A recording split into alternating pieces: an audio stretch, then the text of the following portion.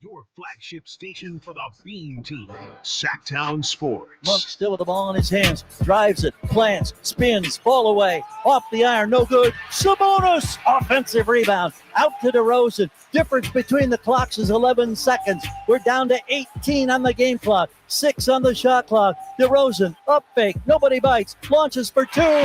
He scores the deuce, a 30-point outing for DeMar DeRozan. And the Kings now have a 2-possession lead at 123-118 with 12.7 seconds to go.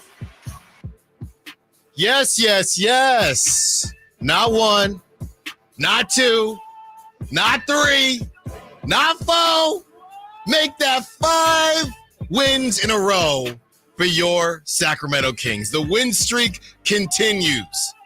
Any way you want it, we can give it to you. That's what the Sacramento Kings are saying. You want it on the road. You want it at home. You want it without a star. You want it without one of the top young forwards in the league. Any way you want it, we got you. You want to get hit by DeMar. You want to get hit by Keon. You want to get clamped up. They're calling these boys a band, the Clamps, starring Devin Carter, Keon Ellis, and Keegan Murray. The wins continue, the vibes continue, and we're going to take you up to 2 p.m. to talk all about it. The Allen Stiles Show starts right now. Kyle Ledbetter behind the glass. Kyle has been working very, very hard. So many good sound bites, so many good highlights from the game last night. Double overtime, never saying quit, never saying die, no quit, all grit. And we have it all documented for you throughout these 4 hours. And, of course, we have your calls, your texts. It's your show just as much as it is mine. Well, let's start here, Kyle, as the Sacramento Kings are on their first 5-game winning streak since 2023. So you know what happens in the new year. So I initially saw that. And because it's 2025 now, it did not compute in my brain. I read that and I'm thinking, when did that even happen? So I'm going back in time thinking that it read that 2023 was 2024. Then I realized, oh, wow, this hasn't happened since 2020. We're in 2025 now. 5-game winning streak. And I think the most important thing about this game, we have the box score. It's an incredible box score, best box score I've seen in a very long time. But it's really not about the box score. It's about that these guys never said no. They said, hell no, we won't go into the L column. We're not doing it. Down 17 in the fourth quarter. We're not done yet. We're not done yet. They go to overtime. They fight through the first overtime. Haywood Highsmith, just typical Heat nonsense is happening. And the Kings found a way to power through. Like I said, we're going to get to the box score. But the Kings fought through the typical Miami Heat nonsense. Very similar to what the Heat did last time they were in Golden 1. Last season when they didn't have Tyler Hero, didn't have Jimmy Butler, and the Kings still lost. Because it was a random, whoever the Haywood Highsmith was last season, and Jaime Jaquez and Duncan Robinson. But the Kings found a way to power through. They said, we're not going down. Not without a fight. And we're going to fight until the wheels fall off. The most important thing, and we're going to break down each player and each player's performance. We got questions on the starting lineup when De'Aaron Fox returns. I can't wait to talk about that. We got questions on what the Kings are going to do in Boston. Some people are still out there. Well, you beat the Heat without Jimmy Butler. Well, the Kings didn't have De'Aaron Fox. But the most important thing to me, as I look at the game last night, was that at one point you were kind of upset with each player, right? I mean, besides a Domantas Sabonis, each player in the Kings lineup that got significant playing time, they made mistakes. At some point, or at one point, you're thinking, come on, Keegan, grab the rebound, go back up. Shoot it the first time. At one point, you're thinking, come on, Malik, you can't turn the ball over there. You can't do that. At one point, you're thinking, come on, DeMar, you're the clutch guy. Get clutchy. You can't be missing these shots. At one point, you're thinking, come on, Keon, You got to nail both free throws. It's game over. 0.9 left on the clock. But each guy powered through. And what we're learning with Coach Doug Christie is he is not preaching playing perfect. He's preaching playing hard and never saying die. You don't have to play perfect. You're going to screw up throughout the game, but you have a short memory. What we keep hearing, trust one another, play for one another, play for the city, play for the beam, play for your fans, play for your team. And that's what we're seeing night in, night out. This is not a perfect team. We're going to have the conversation about the flaws that this roster still has, the bench points and some of the issues that they're still fighting through. It's not a perfect team. But they're realizing now we don't have to play perfect to win. We just have to do certain things really well. We just have to give everything that we got, and we're going to be in the conversation. Then ultimately, DeMar DeRozan is going to help you out. Ultimately, Keegan Murray is going to help you out. Ultimately, Keon Ellis is going to get some ridiculous stops. There's going to be guys that are able to bail you out. You look at your brother in the face, you say, if you got me, I got you. And these guys got each other right now. 916 says Sabonis didn't miss a few easy layups, and I'm sure at that point, throw him on the list too. At one point, you're thinking, come on, Sabonis, how many buddies you going to miss? But they trust in each other, and they pick each other up. You know I love going to baseball. Somebody doesn't get the bunt down, guy comes up after him, go out there, hit a dinger. Go out there, pick up the guy that wasn't able to get it done. You don't get upset at each other. You don't get upset at the coaching staff and how things are happening. You just trust the process. This ain't Philly. This ain't Philly. This ain't the Sixers. But you trust the process. You trust what you are doing. And that's what I've been seeing from the Sacramento Kings. They powered through. Now, as we get to the actual box score, this is the type of nonsense that I'm talking about. Haywood Highsmith, 14 points. Prop Talk had him at 5.5. Okay? Jaime Jaquez, 16. Bam Adebayo, 18. And it took Bam a long time to get those numbers. The double over. Bam really didn't have a good game. Oh, boy. Bam Adebayo. I made the joke earlier when the going gets tough, Bam Adebayo shoots from 12 feet. And every time, man, when the clutch time stepped up, it was Bam Adebayo pulling up from 12 feet. And he hit some of them, but you're just going to live with that. But you're he hits gonna the live front with that. rim on, like, every other shot. So 6 for 19. So even though Bam had 18 points, 18 and 12, that's a double overtime game with no Jimmy Butler. So you're thinking you probably need more from Bam there. So Sabonis, great job. There's a defensive stat on Domantas Sabonis that I'm going to get to later in the show because everybody is coming down Domantas Sabonis' road on as far as defense. Terry Rozier, 18 points. Right? I mean, these are guys taking care of. This is the typical Heat nonsense that they call Heat culture that we're talking about. Jovic, 12 points. And I skipped over Tyler Hero, 26 points. Tyler Hero, 26 points. Okay, he had 7 rebounds, only had 4 assists. But Tyler Hero, 26 points. At the beginning, it looked like Tyler Hero was going to go for 40. Somebody got to turn the faucet off. Towards the end of the game, taking horrible shots. Tyler Hero ended up taking horrible shots. Part of that is because there's nobody else, right? It's him, Terry Rozier, whoever you want to call it. But you turn the faucet off on Tyler Hero, 26 points. Terry Rozier, 18. Nikola Jovic, somebody I'm really high on, 12 points. Decent game. Duncan Robinson, 8. Khalil Ware, 6. They got what they needed from their guys. If you tell Eric Spoelstra they're scoring 118 with no Jimmy Butler against the Kings with no De'Aaron Fox, he's taking that to the bank. We joked about it yesterday. 102-102. What is Miami Heat? Every game, 102-100, 105-102. That's right. They played their style of game and imposed their will on the Kings. That's what they were doing. And everything on this sheet technically says, the Heat probably will get this one. But then you go to what the Kings did. And a lot of the things that the Kings did don't show up in the box score. DeMar DeRozan, 30 points. DeMar struggled early. He struggled early. I'm sitting there talking to Frankie Carcelli. Man, DeMar as the second option, no De'Aaron Fox. I don't know, man. I don't know. But then clutch time came, and DeMar turned it up, as he does. We'll hear a lot from DeMar today. Keegan Murray. I don't know, man. Keegan, he's grabbing a bunch of rebounds. Good for him. He had 12 rebounds. But just the shooting, and there's no bag, and what are we doing? Keegan Murray. And this is the thing, I actually tweeted during the game when Keegan Murray, and I don't know if you could see this from the TV side of the broadcast, but in that fourth quarter, Trey Lyles was playing pretty darn well. He ends up hitting a three. Keegan Murray goes to check in at some point in the fourth quarter, I think the typical check-in.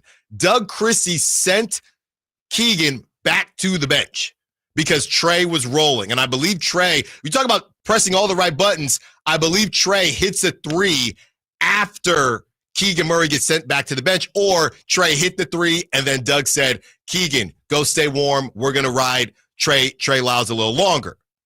So after that happens, Keegan then gets up, I don't know, a minute or two later, Keegan gets up, subs in, and I say on social media, I don't know if I would have taken Trey out there. Now, to be completely honest with you, full disclosure, I was more so in the camp of DeRozan coming out than Trey Lyles coming out or Keegan not coming in. It was more about DeMar DeRozan and less about Keegan coming in.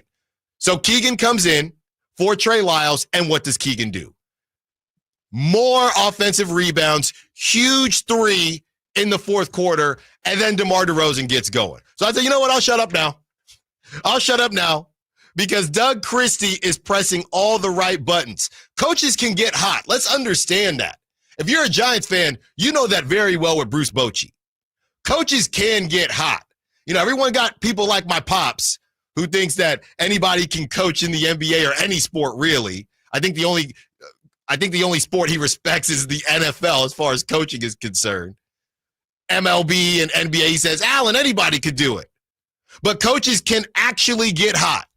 And Doug Christie, shout out Mark Jones, is hotter than fish grease right now. 4-hour show. You know how we get down. We're going to open up the phone lines in a little bit to hear from the Beam regime. How are you feeling about your Sacramento Kings? Let's talk about that crazy comeback. We have conversations about Doug Christie and what he's been doing. We have DeMar DeRozan and his clutch performance. Keegan Murray, let's not sleep on what he's done. And Keon Ellis, the man of the hour. Let's talk about it. Allen Stiles Show, Sacktown Sports. All guests and callers join us from the Folsom Lake Honda hotline. Folsom Lake Honda, your one-stop Honda shop. Friday night, Kings and Celtics. Game night with Scott Marsh and the high flyer Henry Turner starts at 3. Tip off at 4:30. Your exclusive home for the Sacramento Kings. Sacktown Sports 1140. Yeah, that's my girl in the Dylan Scott, Country Till I Die Tour. That's my girl. Platinum selling artist Dylan Scott. With special guests Jackson Dean and Avery Anna. You just can't have mine. Thank God she loves me.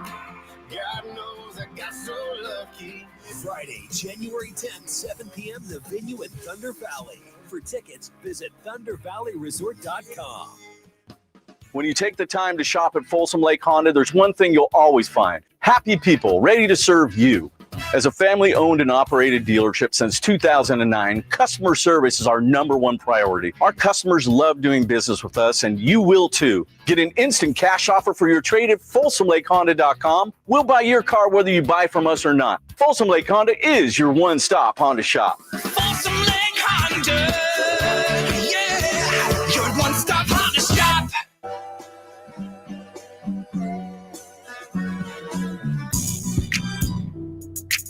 Three-point range, right wing, screen from Domas. Starts left, comes back right, gives to Sabonis, swings down to DeRozan. He launches for three. He's got the triple. Sabonis setting up DeMar DeRozan. Debo has 24. Kings have a 5-point lead at 117 112. Your home for Kings basketball for over 25 seasons. Sacktown Sports. 5 in a row. Make that 5 in a row. 1 is a good game. 2 is okay. You were able to do it twice. 3 is, man, maybe something is happening here. 4 is, oh, wow. Are the Kings cooking? 5 is, yeah. The stove is on. The grill is hot. Your Sacramento Kings are cooking. And we're trying to cook over here as we are trying to get one of the athletics on. Brent Rooker signs a 5-year, $60 million deal while in the arena. And in my mind, I'd love to think that he just texts his agent, sign it. This is the best environment ever. Now, obviously, things were already in the works, I'm sure. But the way everything laid out with the double overtime, you had Lawrence Butler in the building as well. That's my guy. Trying to get him on too. You have multiple A's in the building. Everybody is feeling good. The Kings show up and show out as well. So it was just great times already. And, this is why I love, and somebody on the Sac Chat is wondering when the next surprise guest is going to happen. Look, we had the holidays and things like that. So where everyone is working back from that. But we will have a super surprise Sacramento Kings guest very, very soon. Also, speaking of our super secret surprise Sacramento guests, one of the guys that was a guest, the time is ticking for them. So this is in my roundtable group chat with Frankie, Brendan, and the one and only Chris Watkins. And they're letting me know right now that this is decision day on Orlando Robinson, Doug McDermott, and Jay Crowder. So this is from Keith Smith. Partial non-guaranteed NBA contracts become fully guaranteed if players aren't waived by Tuesday, today, January 7th. Some of the decisions are easy, some aren't.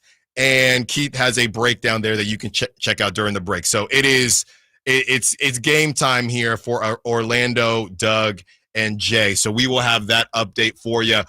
I mean, if we're real quick, Kyle, just prioritizing them. Jay Crowder's been injured. In my mind, Jay Crowder should be the safest. But based on who's been playing, Jay Crowder's dealt with an injury. You never see Orlando Robinson. I guess Dougie McBuckets is the safest, technically. I guess all of their contracts are approximately $2 million because Orlando, I think, is on the league minimum, and Doug and Jay definitely are on the veteran minimum. Mm-hmm. But the reason it's important is that for salary cap purposes, the boring answer is the way the luxury tax works is that you have to be under by the end of the season. It's not where you are in the middle or at the beginning. You have to be under at the end. So if the Kings look at a trade and they're like, we think we need this much money, then they might, waive one of those contracts now, which I guess the most likely would be Orlando because he's pretty much been in the G League for the last few weeks. So maybe they don't guarantee his contract and he either goes to the Kings G League or another team's G League team has an option to pick him up. So we will keep you in the loop there. Just wanted to give you that quick update, and we will probably have more, if not in this show or on this show. The Drive guys will have it for you. But let's re-rack the crazy comeback from last night, and then we have DeMar and the message that the Kings had for themselves going into overtime, specifically Domantas Sabonis. You talk about that leader conversation, and Domantas is really starting to take that mantle. But let's get to this comeback. The fourth quarter, the Heat were up 95-78 with 8 minutes, 7 seconds left in the game. The Heat win probability was 99.4. But honestly, that's crazy. It is crazy, but something normally when you watch the Sacramento Kings, something is off in the wrong way. The Kings were down, and something was off to me in the right way. They were down 17, but it didn't feel like it was completely cooked. It just didn't feel like it was completely cooked. And I couldn't I'm not saying I called this double overtime win, but you kept thinking, okay, I mean, 8 minutes left. They get a couple stops in this NBA. They got a chance. Specifically against this team. Yes. There's no Tyler Hero. I think he's going to be a fine player. He's younger than you think. Go ahead and Google it. But he's not the closer. Bam Adebayo was completely lost. I mean, Domas just had him locked up. I'm not really that scared of Scary Terry at this point. I like Jaime Jaquez. Him and Jovic are kind of switching back and forth in the starting role. You just thought the Kings were very, very close to making the Heat crumble, which is something that the Heat don't do because it's Heat culture. It's this, it's that. So the whole time you're watching it, I don't know. And I know I'm not alone. It just didn't feel like it was completely done yet. So here's where I kind of felt that same thing as you. It wasn't at this point when it was 95-78. I was like, I'm already writing notes for tomorrow. Right. Like they're going to lose. I'm doing notes about like the road trip and stuff. When it starts to turn was because they scored so many points so fast, and it started with Keon Ellis. Keon Ellis for three. Score the triple for Keon. So it's now a 12-point game at 95-83. Double figures for Keon. He has 11 points, the fourth King, to get into double-digit scoring. That energizes the crowd here. Ball knocked away from Hero. No foul. Grabbed by Sabonis. Shovels to Ellis. Ellis open, right wing, going to try again for three. He's got the triple, and the Kings are showing life. Keon put the team on his back. But what the team is doing right now, every guy at some point is putting the team on their back. Malik has done it. Sabonis, always done it. DeMar DeRozan, towards the end of the game, he did it. So there is so much, these last couple of weeks we've been talking about so much blame to go around. How much there's so much praise to go around right now. How about that? So you look at what the Kings did. They're able to get it to overtime. So they go on that run. Keon Ellis had a crazy fourth quarter. We have a lot to talk about as far as Keon is concerned. Clutch Keegan Murray. He hits two big shots. That was after I said, I don't know. Trey Lyles is playing well. And that brings the score to 102 to 100. Tyler Hero gets a ridiculous 8-second violation. And again, I mean, you see Doug Christie there just screaming. That's 8 seconds. That's 8 seconds. So there's a blunder there. Sabonis gets swiped by Haywood Highsmith. He hits his two free throws. I don't want to even say anything about the free throws because I don't want to jinx anything. So we're just not going to talk about the free throws, okay? The ball in between. I mean, we all looked at each other just thinking, how in the world, I'm not doing the team. You can't be a team of destiny in the 11th spot, but how in the world does that ball go in? And overtime and second overtime happens. We'll discuss overtime and the second overtime, and we have the best bites from Coach Christie's press conference on the other side. Don't go anywhere. We're about to open up the phone line to hear from you, Sacramento. Allen Stiles, Sackdown Sports. Friday night, Kings and Celtics. Game night with Scott Marsh and the high flyer Henry Turner starts at 3. Tip off at 4:30. Your exclusive home for the Sacramento Kings. Sackdown Sports 1140. Did you know that replacing garage doors is the biggest return on investment homeowners can get on improvements? Jason Ross here, and let me tell you about the Overhead Door Company of Sacramento, a family-owned and operated company with third-generation owners that's been in business for 71 years right here in Sacramento. With new garage doors from Overhead Door Company of Sacramento, you'll not only get the wow factor, but you'll also know that you're working with a well-respected and proven company. Residential and commercial, brand new garage doors, or repairs to existing doors, they do it all. Take advantage of their free at-home estimates on new garage doors or check out the showroom with no appointment needed. And while you're at it, mention me, Jason Ross, or Sacktown Sports and receive $100 off a new garage door paired with a new garage door opener. Check out their website at ohdsac.com or call them at 916-421-3747. Overhead Door Company of Sacramento, the genuine, the original overhead door. Always look for the red ribbon logo. It's a new year to keep your vehicle running smoothly, and my friends over at Jiffy Lube have amazing New Year oil change specials going on right now for the month of January. Get a full synthetic oil change starting at just $76.99 with a $33 off coupon online. That's right, starting at just $76.99 for a full synthetic motor oil with online coupon. Go visit jiffylube.com today, find a location near you, and get that $33 off full synthetic oil change coupon now. Valid until January 31st, up to 5 quarts of full synthetic motor motor oil, most vehicles are covered. Specialty and diesel vehicles can be extra. You got to show the coupon for discount. Happy New Year from Jiffy Lube. It's Capital Casino, Sacramento's #1 poker room. And guess what? Primetime football is back. Capital Casino is giving away $500 per game in high hand bonuses for every Sunday, Monday, and Thursday night primetime game. As always, offering the best food, the best service, and the best action with the most variety of games in the region, conveniently located in downtown Sacramento. So check them out, Capital Casino, and always remember to gamble responsibly. 1-800-GAMBLER. Drivers who switch and save with Progressive could save hundreds. With that kind of money, you could go big time on a fancy water bottle with ultra titanium alloy metal. You're not sure why you need all that. I mean, it just holds water, but you're getting it anyway. Because if you're hiking near an active volcano and you accidentally drop the bottle into molten lava, your water will still be icy cold. Switch to Progressive and you could save big time. For water bottles. Progressive Casualty Insurance Company and affiliates, not available in all states. Potential savings will vary. Get in zone, AutoZone. Welcome to AutoZone. What are you working on today? Thinking about gas mileage? You know, changing your oil with a full synthetic oil like Mobil 1 can help your engine get more miles. Right now, you can get 5 quarts with an STP extended life oil filter for only $38.99. Get started on your next job today with the parts you need when you need them at AutoZone or AutoZone.com. Get in the zone, AutoZone. Restrictions apply.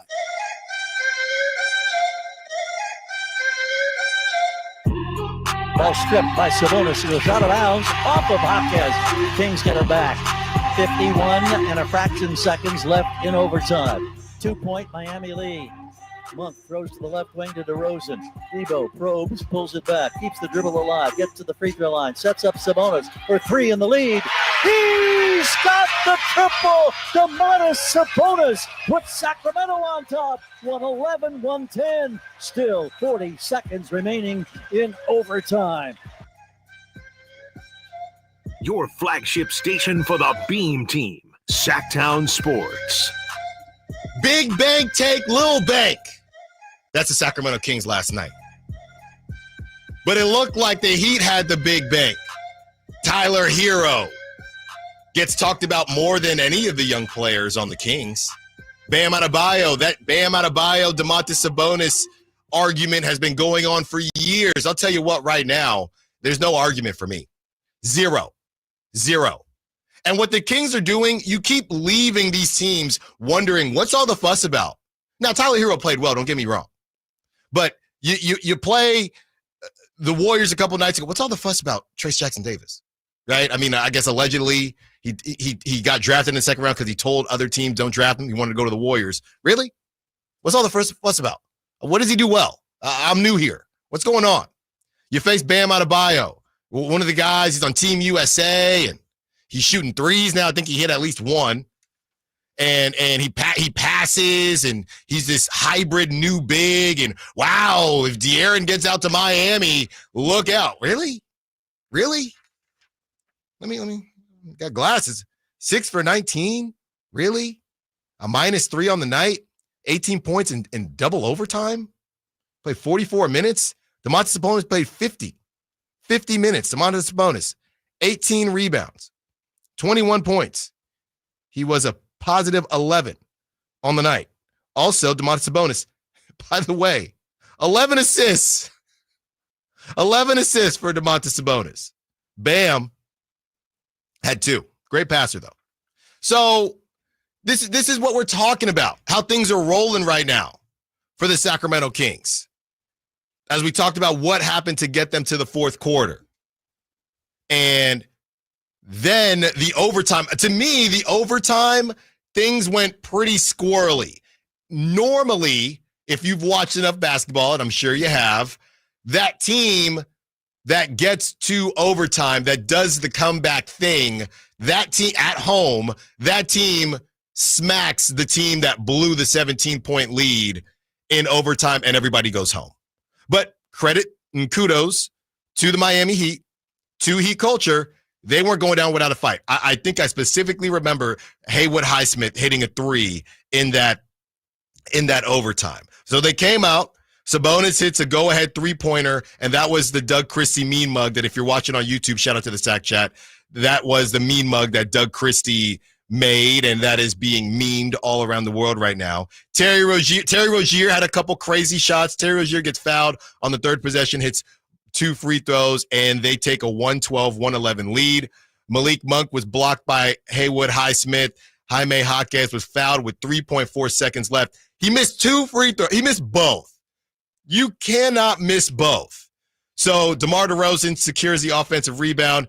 Keon Ellis is able to get, who am I talking about? Bam Adebayo in the air, draws a foul with 0.9, and Keon misses the first. But I'll tell you what, it takes some stones to miss the first and be able to hit that second shot. So they tie the game 112-112. That second overtime, it was DeMar DeRozan. It was DeMar DeRozan time. But before we get to the second overtime, Kyle, I want to get to this sound on when DeMar is asked what the message was going into overtime and what was being said amongst the players and the coaches. Here it is. Man, just stick together. Not one person was going to be able to do it.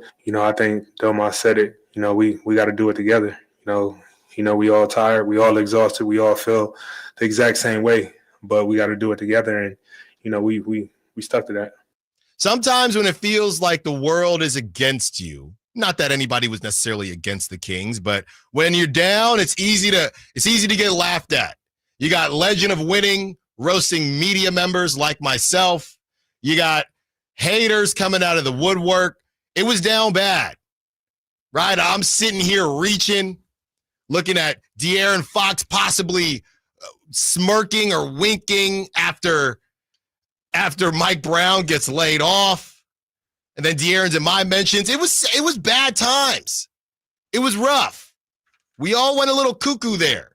But the Sacramento Kings, they had the right man for the job because Doug Christie has seen stuff like this before. As a player, he's seen the media turn on the team. He's seen when the media wants to give you flowers. He's seen when the media decides to throw tomatoes. He's seen when the fans cheer. He's seen when the fans boo. So Doug can sit there and say, guys, as long as we're good in here, all that other outside bleep doesn't matter. And they keep preaching staying together. Of course they love the fans, but they know that if they don't do their job, the fans are going to feel some type of way. So Doug is just imploring them to continue to play with pride. So that first overtime happens. The second overtime comes, and it's DeMar DeRozan time. DeMar DeRozan, he scores the final 9 points of the game, including 3 shots in the final 150. He has a go-ahead floater, a pull-up three-pointer. That was reversed to a 2, and then the dagger game winner. At one point, he had the sidestep 3. He was balling. And I don't know what it is. I don't really care. Yes, I want the 3-pointers, but if the foot is barely on the line, dang it, if you're hitting it, I don't mind. It's probably the most frustrating thing I've had watching Kings games this year is like, DeMar, it's like half a foot. He's done it so many times. It's mental, though, in my mind. Oh, for sure. It has to be. It's just how he's always shot is stepping into those shots like that, and he's just used to a certain level of floor spacing. But it's just so frustrating. Hey, it goes in. You ain't going to hear any complaints from me. You keep winning.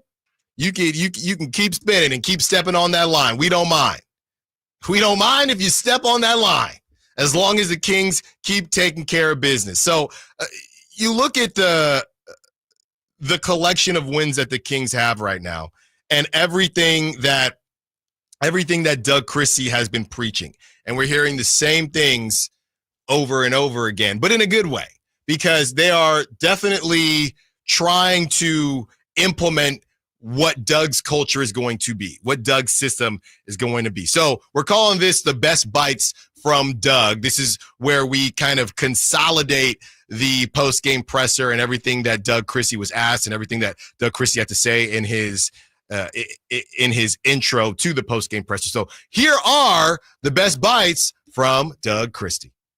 Big time. These guys continue to fight in a way that I hope makes our city proud, makes me incredibly proud. In one of the timeouts, I told them, like, win or lose right now, understand, like, what you're doing is bigger than any game. And I think that they believe it in a way that is hard in this league because wins are so hard. That is one heck of a team. Spo is about as good as it gets as a coach. And those guys, our guys down at 8:07, down 17, and they close 24-7. Like, that type of fight is incredible. I'm super, super proud of him. Keon is a special player. He has a lot of things that you don't teach. It's timing, it's being slithery through screens, it's the timely shots, it's the willingness to do what I'm asking him to do, which I know is exhausting. And when he's 5 feet away from me squatting down and I'm talking to him and he doesn't respond, I know that he's emptied the tank. And that is what everything is all about. So hats off to him. He's big time. Going to Golden State and asking them to do something a little different and be aggressive, and the aggressive nature that was asked of them, and then for them to do it. And then today, I wrote the word more up there to, like, we have more to give. We have more to accomplish. You individually have more in the tank, and that is what we're here to do. And I'll be damned if they went past more. They went to most, because 2 OTs and being down and, like I said, fighting not just against a team. That's a team, and that is one hell of a coach. So they battled, and to my guys, like, much respect. I love them for that. I believe in them. I just need them to believe in themselves. And I think that's what we begin to see is, one goes into the next. And I'm not talking about wins. I'm talking about plays, like 24 seconds of belief in yourself that we can do this. And then on the other end, be free. Like, I trust you. So it's not about running plays. It's about learning how to play. And I think that they continue on doing that. And that's trusting two people, maybe, with a ball. And there's a pick and roll. There's a zoom action. And those two people are going to make the right decision for our group. And that's where you build the trust on that end of the floor. On the other end of the floor, again, two people have the ball. We need to not get blown by, keep them in front.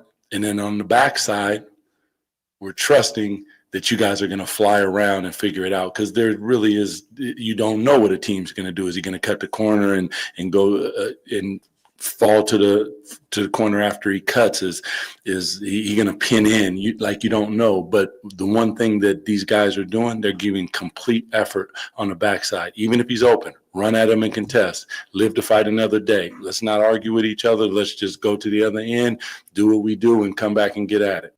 Doug Christie, he put more up there in the locker room because they have more to give. Each player has more to give. They have more to give this city, and that's exactly what they've been doing. I mean, you talk about a coach, a leader of men, a motivational speaker. This is what Doug Christie is. This is what he is, in my opinion, already proven to be. Now, yes, there are going to be questions about the X's and O's. They still look terrible against that trappy zone that the Heat ran. They still look terrible, but they found a way to power through.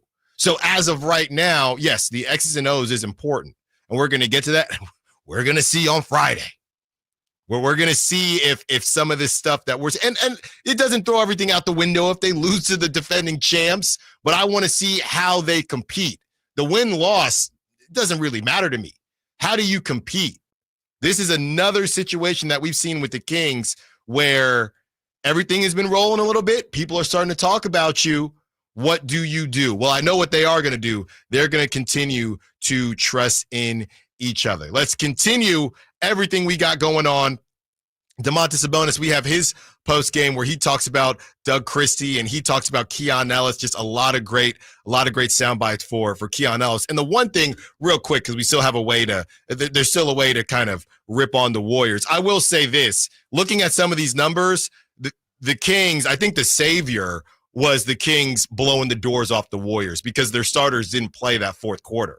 I know it's funny to say because, obviously it's always fun to bag on the Warriors, but honestly, I mean, you have Domantas Sabonis playing 50 minutes, Malik Monk playing 48, Keon Ellis playing 48, DeMar playing 46, Keegan Murray playing 43. I know Keegan hadn't been playing, but you got to play that fourth quarter against the Warriors, and who knows what this looks like. Now the Heat, coming off that double overtime, have to play the Warriors tonight. So that is why you take care of business. And again, if you're going to play with your food, you better end up eating it at the end of the day. Domantas Sabonis sound when we return, and we're about to open up the phone lines to hear from you, Sacramento. Allen Stiles, Sackdown Sports. On the move? Got somewhere to be? Take Sacramento Kings basketball with you. The Sackdown Sports app will let you stay connected to your passion. Never miss a moment of Sacramento Kings basketball with the Sackdown Sports app. Saving for retirement was tough enough for us. Yes, and navigating markets can be challenging at times. I understand. That's why at Fisher Investments, we take a disciplined approach with your investments. Tell us more about that. We take an active approach to money management, positioning your portfolio for opportunities we see ahead. So all your clients get the same portfolio? No, we tailor your portfolio to your individual goals and needs. What about communication? We don't like being left in the dark. We check in regularly to keep you informed on the markets and your portfolio. Which means you'll help us stay on track. Yes, our goal is your comfortable retirement. And as a fiduciary, we always put your interests first because we do better when you do better. At Fisher Investments, we're clearly different. Learn more at FisherInvestments.com. Investing in securities involves the risk of loss.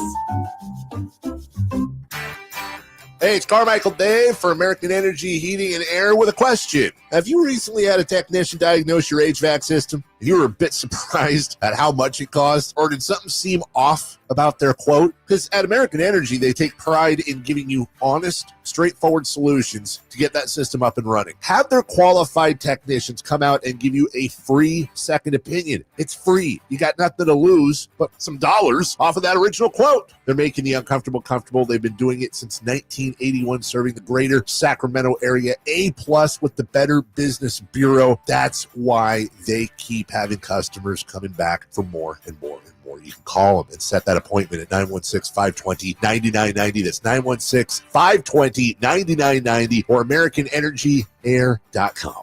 Call 916-520-9990 now. Intercepted by Fred Warner. Faithful to the Bay. Fred gets up and runs back the other way 30. Don't miss the excitement of 49ers game day. Secure your spot at Levi's Stadium for the 2025 season. 20, one block and he's in. Season tickets are available now. Inventory is limited, so to speak with a representative, call 415-GO-49ers. Touchdown! That's 415-GO-49ers. San Francisco! I joined the military for my kid and his mom. I miss my son a lot. One of the things with the military is tobacco, but I saw a lot of people try to deal with mental issues. Everyone's vaping constantly. After my first hit of a vape, I was hooked like that. Once I got back home from my deployment, I caught my son trying to hit my vape. That was it. I had to quit. Californians are beating big tobacco. You can too. For free support, text Kick Nicotine to 66819 today. When you're hiring, have you ever felt like you're missing out on meeting great candidates? It seems impossible to find them. Well, they're not hard to find when you know where to go. ZipRecruiter. ZipRecruiter helps 10 million people with their job search every day. And because these people are actively looking for jobs just like yours, it's easy to find the right person right away. Try ZipRecruiter for free at ZipRecruiter.com/free. That's ZipRecruiter.com/free.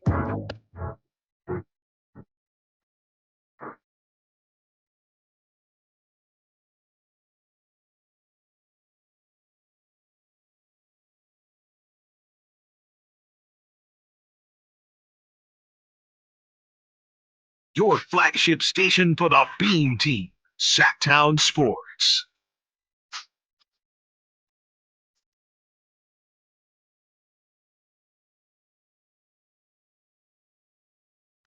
Allen Stiles, Sacktown Sports, taking up to 2 p.m. 530 on the text line, 916-339-1140. We're about to open up the phone lines. Not open yet, though. 530, the text line's always open. 530 says, we were joking about DeMar DeRozan and that daggone foot on the line. 530 says he's a habitual line stepper, but it works. Nicely done. 530, nicely done. The 916 says, this is why we have DeMar. Half-court grid out sets where buckets are hard to come by. But this was Keon's coming out party. Phenomenal defense all game.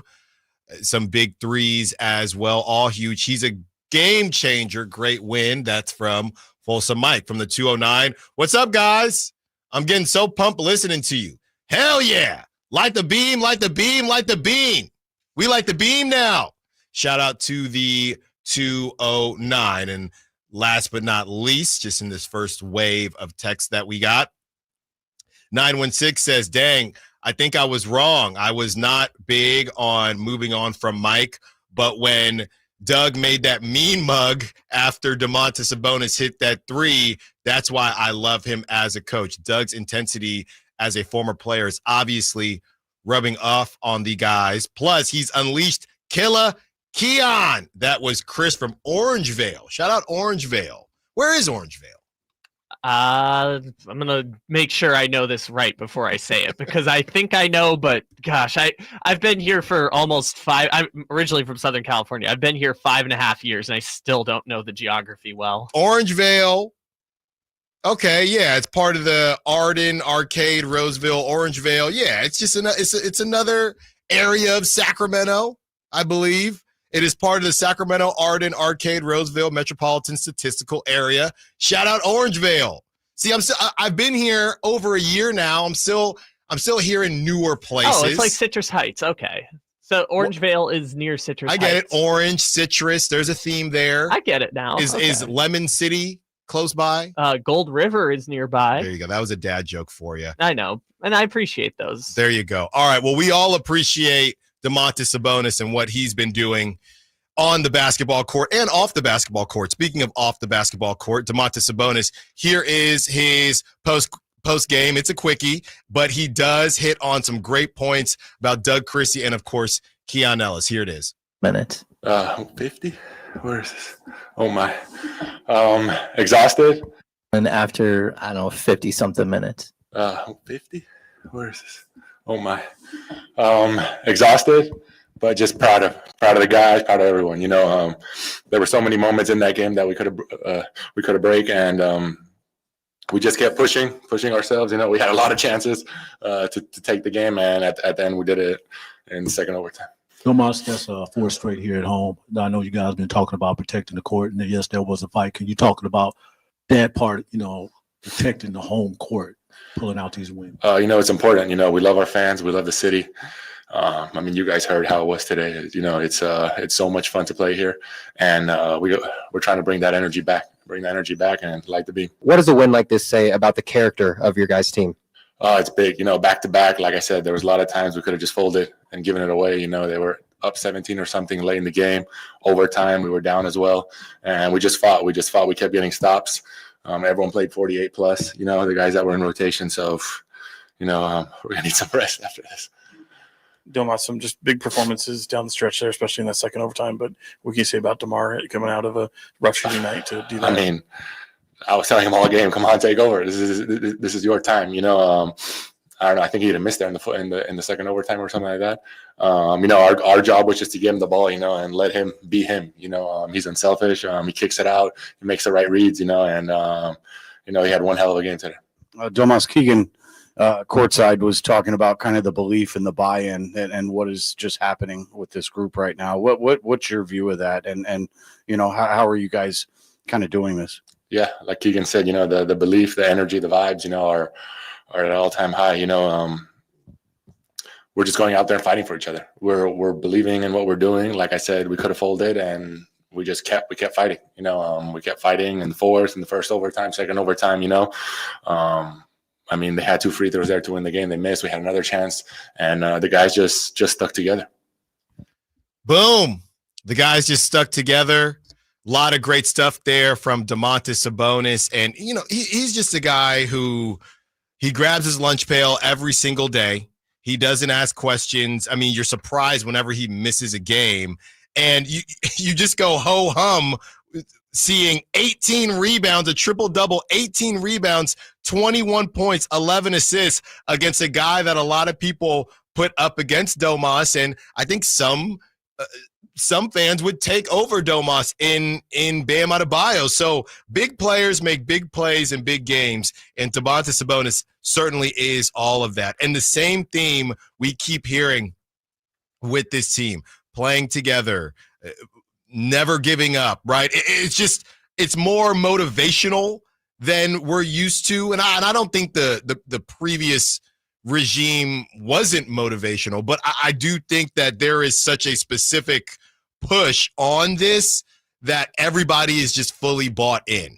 And, the way I would say it, and I said a version of this when the winning streak was only at 3, I am not going to take anything away from Coach Doug Christie, but I also do think that the Kings don't get here if they're never in the Batcave, if they're never in the basement. I just don't know if this team, we talked about this throughout the season, this team was not a team that could generate urgency on its own, not a team that could self-motivate on its own. They needed that push, and the previous regime wasn't giving them that push, on top of the fact that at the time they weren't in the basement the way they were in the basement from the standings standpoint. So Doug Christie and what he's doing, I think it's exactly what the doctor ordered. And on top of that, they are in such a hole, or they were in such a hole, they finally had the urgency that they needed to overcome. That is why with each game they win, I'm actually getting more nervous in a way. Even though their standing is getting better and better, I have flashbacks of a team that whenever something isn't on the line, they can get complacent. That's where I'm looking at Doug Christie. Can you keep this team from becoming complacent? Can they fight the complacency that we've seen with them the last couple of years where it's, oh, well, we're in the 9 seed, so we're chilling. Oh, well, we're back in the play-in, so we're chilling. And again, they got to go up against, this is a crazy road trip they have coming up.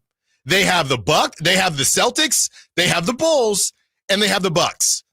So, they're playing some tough teams. And not everything, Doug Christie keeps saying, not everything is about wins and losses. I know that's how I'm going to evaluate them. I hate moral victories. Okay, I'll tell baby Sal's right now. She misses a shot on her little baby Tykes basketball hoop, and she starts saying yay. I say no, that's not a yay. You missed. Okay? Wait, she yells yay no matter what? When she makes a shot, we all yell yay. When she misses a shot, she looks at me and yells yay, and I say, no, you missed. Oh, that's adorable. I love that so much. But I'm teaching her early what a make and a miss is. There's no moral victories. Yeah, but it's cute that she just associates not making it with the yay, just the shooting it with the yay. Well, I'm teaching her the same way the Kings need to learn that there are no moral victories. Can't you wait like a few months later? No. Enjoy it. There's no time. It's so cute. There's no time. NIL is waiting. So as much as we love how the Kings are playing, the problem with the moral victories now is because of the hole. So can you fight that complacency? Now the Kings, they're starting to see the light. Do they think they have arrived like we've seen them in the past? Oh, we're good now. We're going to roll out the ball. Now, I do think it helps, again, that they know they haven't arrived because it's the Celtics. I'd be more worried right now if the Kings had the Blazers or some trash team like that. But you got to go to Boston. And Boston doesn't take anybody lightly. And Boston, the Kings got the doors blown off them so bad last season in Boston. The Boston Celtics tried to give the Kings a victory. Y'all remember that game? That's where Kobe Jones got hit on the head and everybody was crying because the Kings needed the win. And I sat here and said, I don't want to hear that.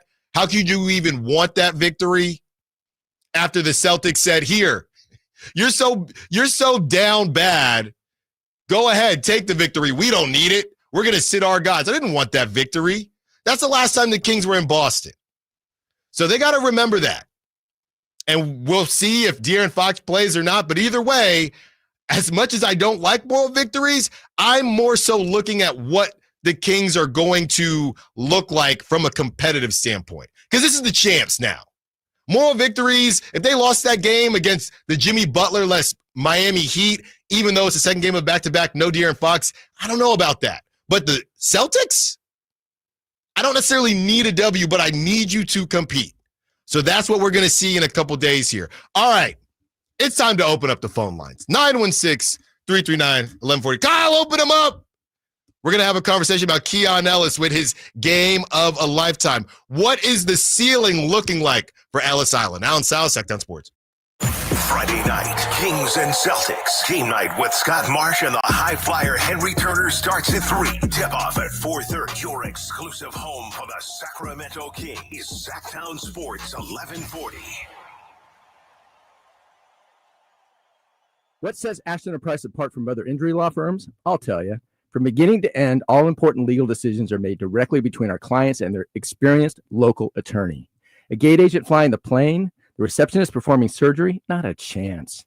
There's simply no substitute for the unique power of the direct attorney-client relationship offered by Ashton & Price. And there's never a fee until we win, and between you and me, we win a lot. Remember, for the best advice, don't think twice. Call Ashton & Price. California's largest Sportsman's Expo is back, January 16th at Cal Expo in Sacramento. Just once a year, NorCal's largest gathering for anglers, hunters, boaters, RVers, and off-roading enthusiasts. Buy the latest gear, discover the best destinations, and check out the all-new, fully redesigned Toyota Land Cruiser. Your life outdoors at the International Sportsman's Expo, January 16th through 19th at Cal Expo in Sacramento. More info at sportsexpos.com. When you take the time to shop at Folsom Lake Honda, there's one thing you'll always find. Happy people ready to serve you. As a family-owned and operated dealership since 2009, customer service is our #1 priority. Our customers love doing business with us, and you will too. Get an instant cash offer for your trade at FolsomLakeHonda.com. We'll buy your car whether you buy from us or not. Folsom Lake Honda is your one-stop Honda shop. Folsom Lake Honda, yeah, your one-stop Honda shop. Why choose a Sleep Number smart bed? Can I make my side softer? Can I make my side firmer? Can we sleep cooler? Sleep Number does that. Cools up to 8 times faster and lets you choose your ideal comfort on either side. Your Sleep Number setting. And now it's our lowest price of the season on our top-selling i8 smart bed. Your best savings plus special financing. Exclusively at a Sleep Number store near you. All Sleep Number smart beds offer temperature solutions for your best sleep. Learn more at sleepnumber.com. Hey everyone, it's Ted from Consumer Cellular, the guy in the orange sweater, and this is your wake-up call. If you're paying too much for wireless service, you don't have to keep having that nightmare. Consumer Cellular has the same fast, reliable coverage as the leading carriers for less. And for a limited time, new customers receive their second month free when they sign up and use promo code SECONDFREE by January 26th. So why keep spending more than you have to? Seriously, wake up and call 1-888-FREEDOM or visit consumercellular.com. Taxes, fees, and other third-party charges will apply. See website for additional details. It's Capital Casino, Sacramento's #1 poker room. And guess what? Primetime football is back. Capital Casino is giving away $500 per game in high-hand bonuses for every Sunday, Monday, and Thursday night primetime game. As always, offering the best food, the best service, and the best action with the most variety of games in the region, conveniently located in downtown Sacramento. So check them out, Capital Casino, and always remember to gamble responsibly. 1-800-GAMBLER. Start the year strong at InShape Fitness. Play basketball, try yoga or Pilates, or work with their personal trainers to create a happy new you. And look for Sacktown Sports Team before the next Kings game to grab your free Kings InShape Rally Towel. Join today at InShape.com. We are in shape. You are ready. KHD1 Sacramento, KYMX HD3 Sacramento. From the Power Business Technology Toshiba Studios. This is Sacktown Sports 1140.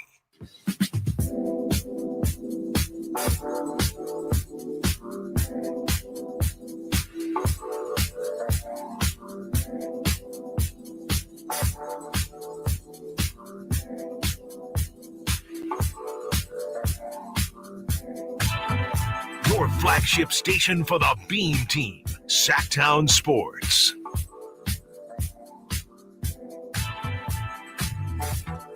One hour down, 3 to go. The phone lines are officially open.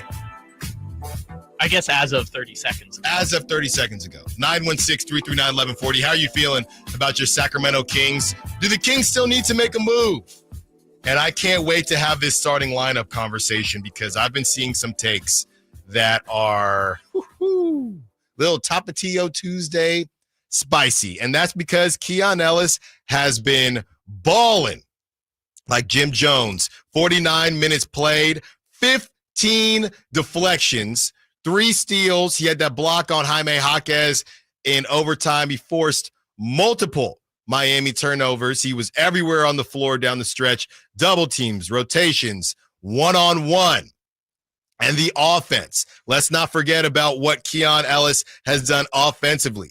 And there were multiple times Keon Ellis, I mean, look, like I said, that zone really had the Kings looking like they forgot how to play basketball. And that's how it happens with the Sacramento Kings. A lot of the times they see zones. And Keon ended up with a grenade a couple times, right? There's 2 seconds left on the shot clock. Sometimes he created a grenade by holding on to it for a little too long. And Keon Ellis was still able to get it done. 17 points. He was 3 of 7 from 3. He was 2 of 3 from the free throw line, 6 of 11 from the field. He had 3 assists. He had 8 rebounds as well, 3 steals. So Keon, offensively, defensively, one of the best games we've seen from Keon. And obviously, look, so here's the thing that everybody is doing now. How could Keon be getting DNPs with Mike Brown? This is crazy. This is this. And I hear you. I really do. I also think that it's tough because since Doug Christie took over, there have been some injuries. Keegan wasn't playing, and then De'Aaron Fox wasn't playing. So I don't think that Keon would have been getting DNPs, don't get me wrong. And I'm on record saying the doghouse thing, if Mike Brown probably has one regret, if you gave him truth serum, as Chris Watkins likes to say, if you gave him truth serum, maybe it would be the Keon Ellis thing.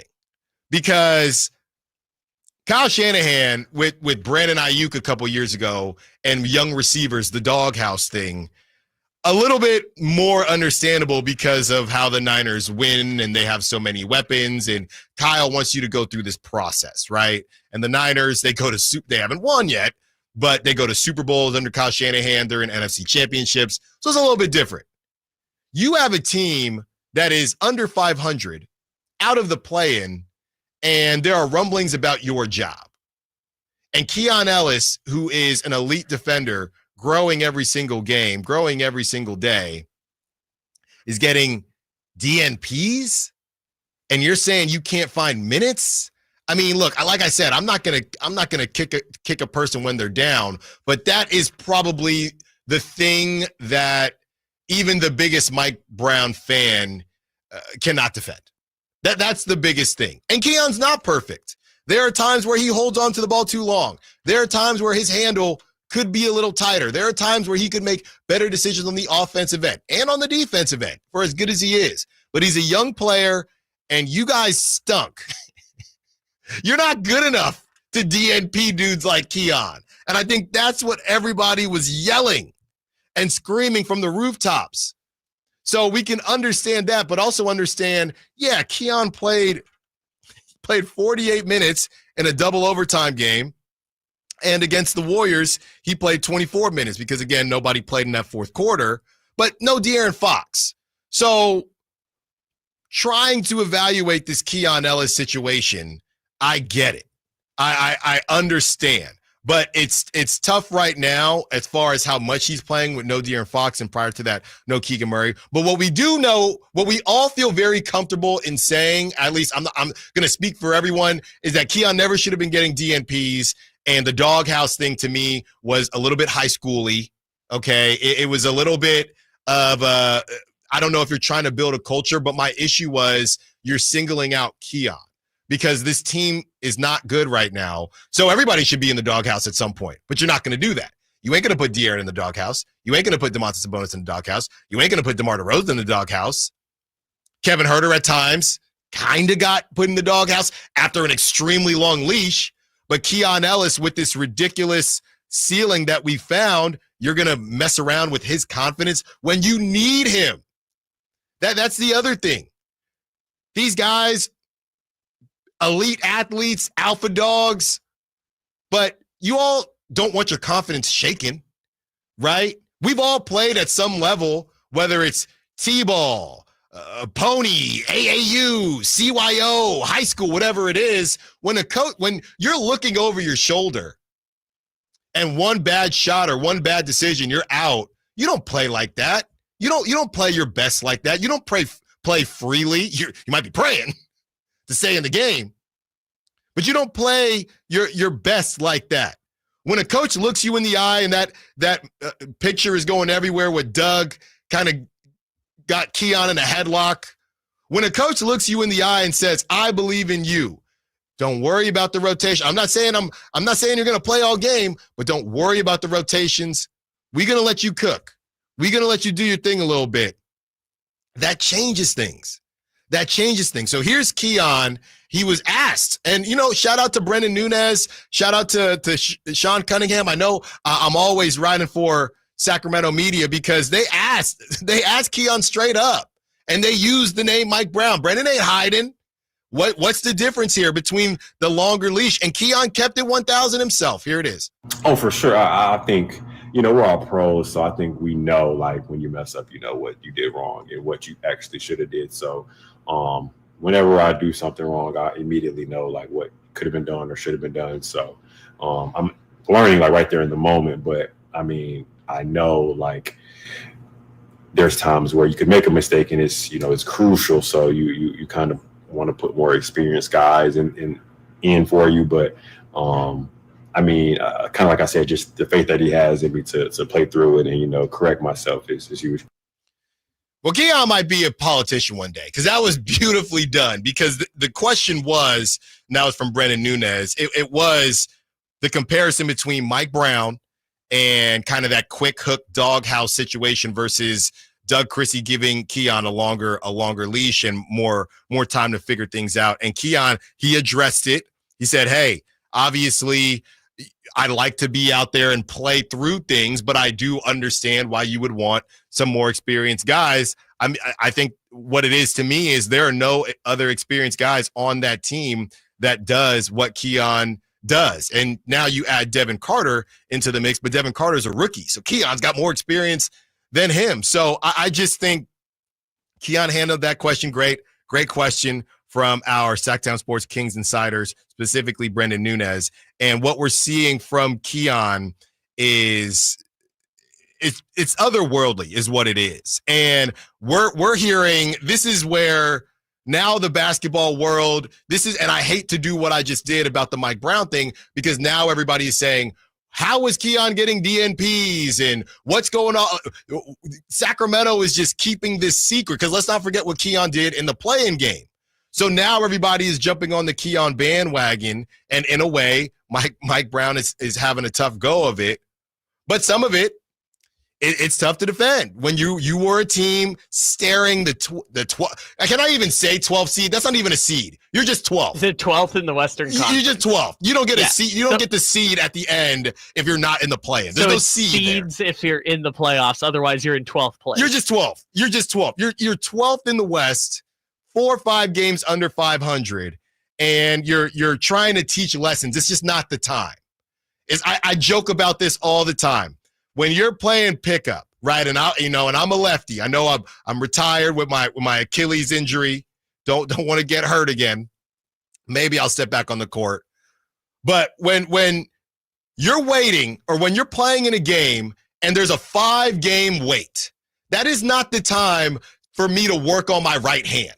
That is not the time for me to work on moves. No, I'm going to the left. I'm doing what I know how to do, because I'm not trying to wait 5 games.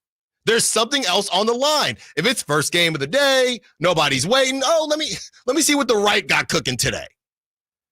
The Kings weren't in a position to teach the lessons that Mike Brown was trying to teach.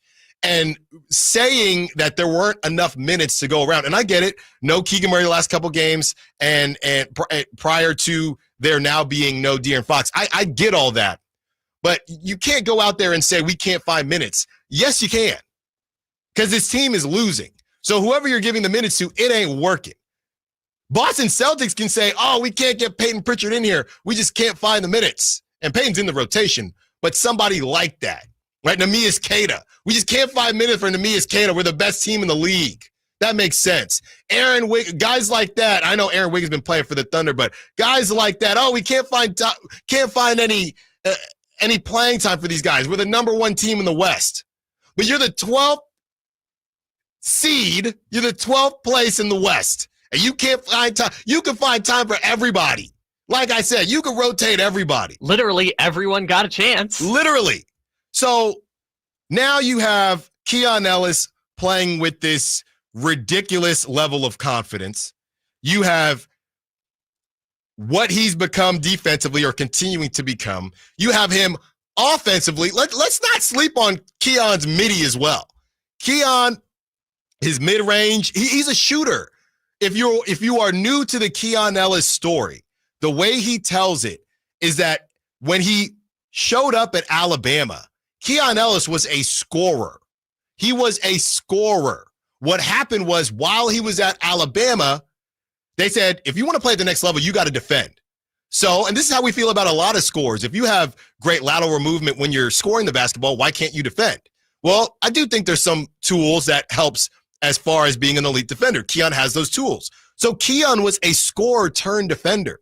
So at Alabama, he was a scorer. Then he started to pick up the defensive side of things when obviously he knew he wanted to play at the next level, and he became an elite defender. But Keon's not one of those guys that could never shoot the basketball and always was a good defender, and now he's learning the offense is coming. No, it's the other way around. Keon was a scorer historically, and now this defensive side of things is showing up in a huge way.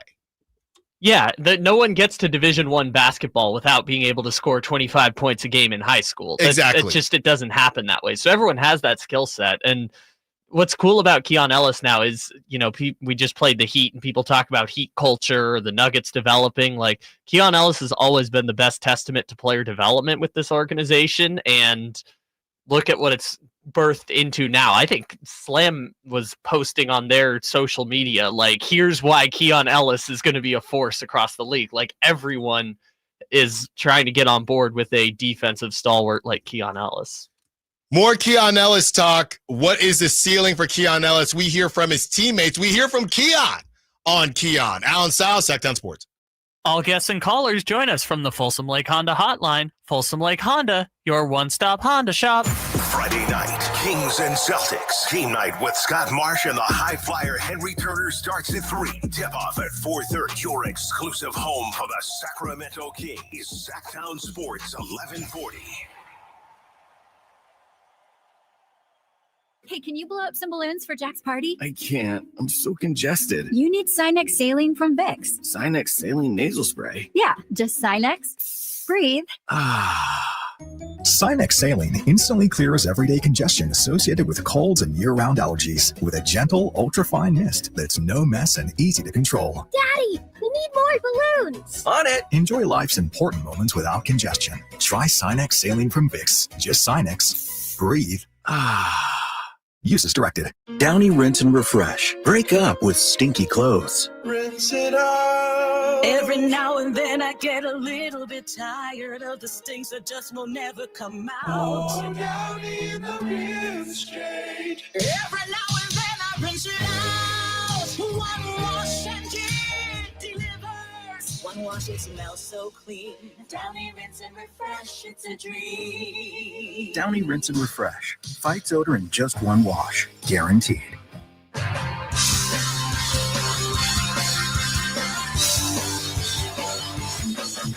Entry pass to Hutchins. Spins in the paint. Puts up a shot. May have been blocked by Keon Ellis from the side. DeRozan has it. Heads into the front court. Inside 2 minutes to go in the second overtime. We're tied at 117. Debo, one up fake, two up fakes. Bank shot. Score the basket. DeRozan, Mr. Clutch, has 26 points in this game. Kings regain the lead, 119-117. Your flagship station for the Beam Team, Sacktown Sports.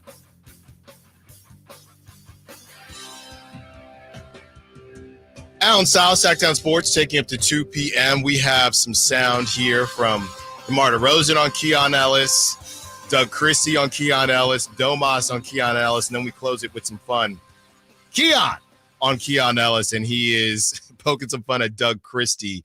And, you know, I do think the obvious conversation here that will come up is Doug maybe seeing a little bit of himself in Keon, you know, just from the standpoint of more than a willing defender and trying to compete on that end. So that is all coming up. And then we have a conversation about the starting lineup and what will happen there. Let's open up the phone lines, 916-339-1140. And to kick things off, our leadoff hitter for today is TC. What's up, TC? What you got for us?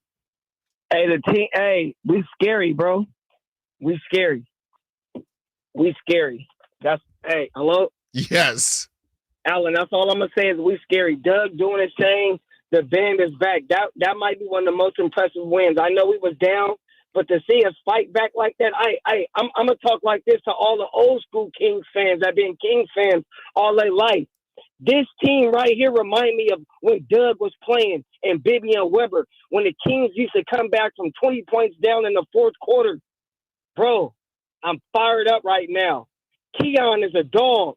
We got dogs, big dog. I know we're talking about trades, Allen, but right now, Allen, I'm not messing with nothing, bro, in my opinion. Not messing with nothing. Thanks for the call, TC, as always. And look, we're going to get into it. We're going to get into it because it's the same question that we keep posing. As this team continues to win, should there be conversations about trades?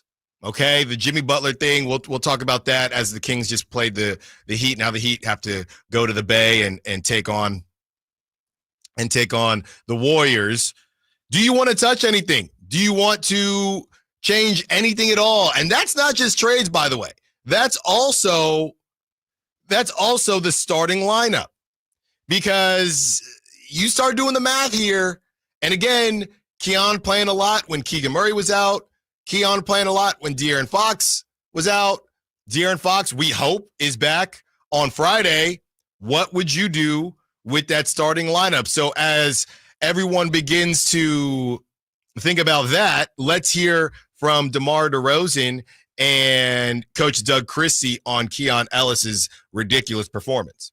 The young kid, man, is amazing, man. It's just the knack that he have defensively is incredible, you know, and, you know, a lot of things he do, you know, I kind of look at him and he don't even realize how much better he going to get at the things he already great at, you know, so it's fun to see it, how incredible he is, the confidence he have when he's shooting threes and now making plays. We encourage him just to go out there and play. So, you know, it's big, you know, he a key part, you know, especially in our success these last 5 games. Keon is a special player. He has a lot of things that you don't teach. It's timing, it's being slithery through screens, it's the timely shots, it's the willingness to do what I'm asking him to do, which I know is exhausting. And when he's 5 feet away from me squatting down and I'm talking to him and he doesn't respond, I know that he's emptied the tank.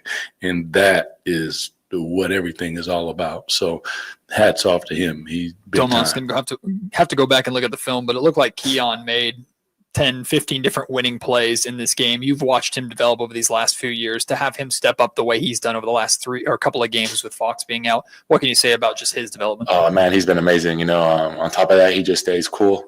He's calm, you know, he's doing all this and then he's still level-headed, you know, talking back to the other team on defense, you know, and, you know, he's big. Without him, we basically can't win these games. You know, when he's locked in like that, it makes the life so much easier for everybody. Keon Ellis, 1 of 1. And I saw this, and again, it's kind of cherry picked, but I still think I still think we'll take it. When it comes to deflections, Keon is leading the NBA in deflections in 2025. So obviously, wow, that's really impressive. Obviously, 2025 just started, but yeah, most deflections in the new year. Herb Jones with 16, Scottie Pippen Jr. with 18, Asar Thompson with 18, Dyson Daniels, man. Dyson Daniels with 21, and Keon Ellis. Dyson Daniels with 21. Kyle, did you see this stat, or do you want to guess? Did you already see it? I have not, but I just wanted to see how many games the Hawks have played. Oh, the Hawks have played 3 games too. So okay, so Dyson Daniels has 21 deflections. How many deflections do you think Keon Ellis has? He leads the NBA. Well, if Dyson Daniels has 21 in 3 games, then I would say Keon's got to have like 24 in 4 games. 33 deflections for Keon Ellis. Wow, just destroying the competition. Dyson Daniels. Thank you, Allen. Dyson Daniels at number 2 with 21. So the biggest thing that Doug talked about as we talk about Keon's story coming from Bama, Roll Tide, is there's one thing to be, and I've always said this about defending.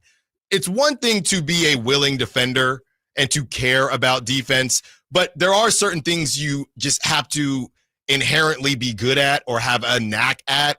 And Keon also has those things. So he is the total package when it comes to defending. He wants to defend. And then on top of that, he has a skill set that is set to make him an elite defender. There are guys that want to defend, but they don't have those skill sets. There are guys that have the skill set, but they don't want to defend. Keon Ellis has both of those things. And I think that's something that is very unique about Keon. 916-339-1140. Let's get to Vinny. Wants to be part of the conversation. What's up, Vinny? What you got for us? Hey, good morning, guys. Good morning. Good. How you doing? Doing good. 2 or 3 things, man.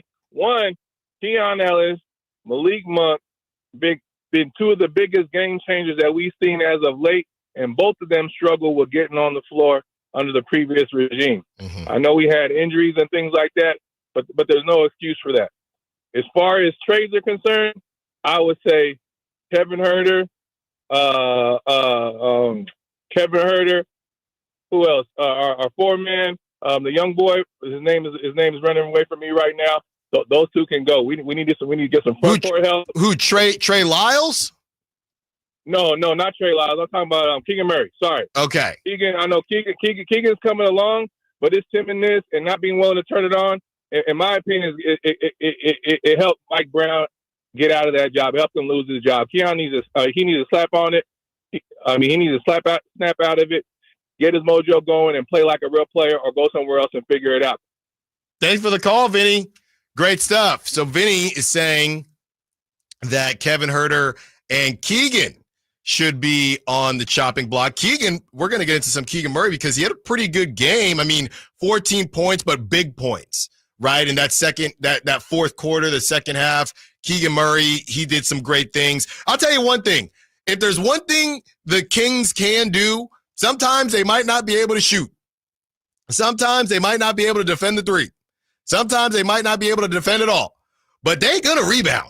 The Kings, they're going to rebound the rebounding basketball. Numbers are crazy. I don't think we appreciate this part enough. We don't appreciate a lot about Domantas Sabonis, but led the league in rebounding every single season he's been a Sacramento King. That's crazy. Yeah. Every single season as a King, he's led the NBA in rebounding. So that is one thing for sure. This team, they are going to get after the glass. And as the wise Kawhi Leonard once said, bored man gets paid. But Vinny is saying that Keegan Murray should be on the chopping block along with Kevin Huerter. Yeah, Kevin Huerter is kind of looking like the odd man out. Pretty good game against the Warriors, but just inconsistent. And you know what?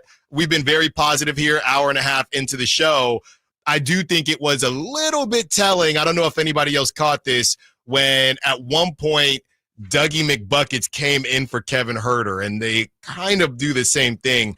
And I think it got to a point where, and Kevin Huerter did have 7 points. It's not like, he did absolutely nothing. He was a -14 on the night, but it just got to a point, in my opinion. Doug only played a minute 38, but I don't know, something about that minute 38 specifically just felt like Doug Christie saying, I'm willing to see what else is out there. I'm willing to see if Doug McDermott can do the Kevin Huerter thing better than Kevin Huerter can right now. Again, good game against the Warriors, but you're looking at a rotation that's going to get a bit tighter here, and you got the 5 starters. Then you have Trey Lyles, who is going to get time, Keon Ellis, who is going to get time, and Devin Carter looks like he only played 9 minutes last night, 9.5 minutes, but that's 8 guys right there. So it's kind of Devin Carter and Kevin Huerter fighting one another. Let's talk about the starting lineup on the other side, because we hope that De'Aaron Fox is going to come back at some point. So when De'Aaron Fox comes back, what do you do with Keon Ellis? There's been talk that I've seen about Malik Monk maybe going back to the bench, not from the team or any source information, but some fans, after all that, some fans want to put Malik back on the bench? Show yourself. 916-339-1140. Allen Stiles, Sacramento Sports. Keegan Murray plays here. Keegan scores another three-pointer. Keegan Murray knocking it down for 23 points. Snatched De'Aaron Fox for game-scoring honors. Sacramento Sports is your proud home of the Sacramento Kings. Sacramento weather is brought to you by the San Francisco 49ers. I'm Tamara Berg in the KCRA 3 Weather Center. For your Tuesday, it'll be a bright and breezy day. For the morning, expect to have a comfortable start out there with that wind picking up the pace by midday to afternoon. Expect gusts in the range of 25 to 30 miles an hour. Highs today in the mid-60s. Get the latest forecast on the KCRA 3 News and the KCRA 3 app. Don't miss the excitement of 49ers Game Day by securing your 2025 season tickets now. Inventory is limited, so speak with a representative. Dial 415-GO-NINERS and reserve your seats. That's 415-GO-NINERS. Did you know that replacing garage doors is the biggest return on investment homeowners can get on improvements?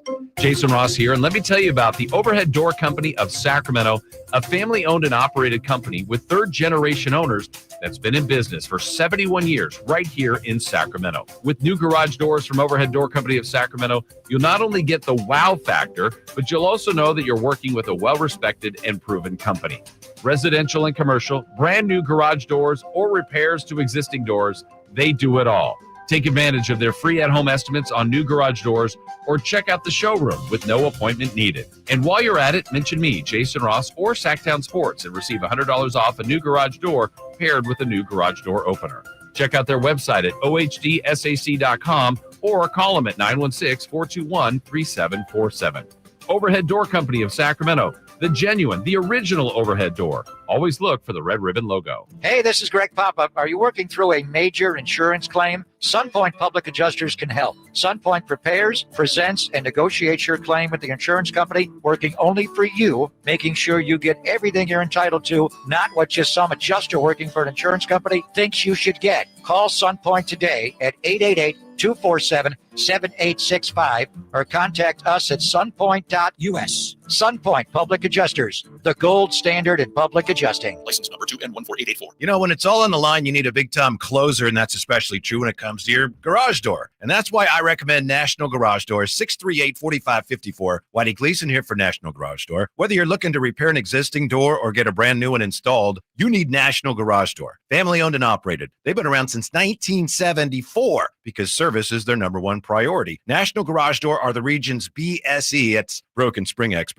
Styles, prices, and quality of the new doors will amaze you. Our garage door was starting to sound kind of, and that's not good. So Kevin from National Garage Door came out. He said patching up the old one was an option, but we're getting a new garage door. We're pretty happy about that. National Garage Door sells quality Rainer branded garage doors. They offer sales, service, and installation on all residential and commercial doors and operators. If you have garage door needs, old ones coming apart, or you're looking to improve your curb appeal, let National Garage Door come through for you in the clutch and be your closer. 638-4554, National Garage Door.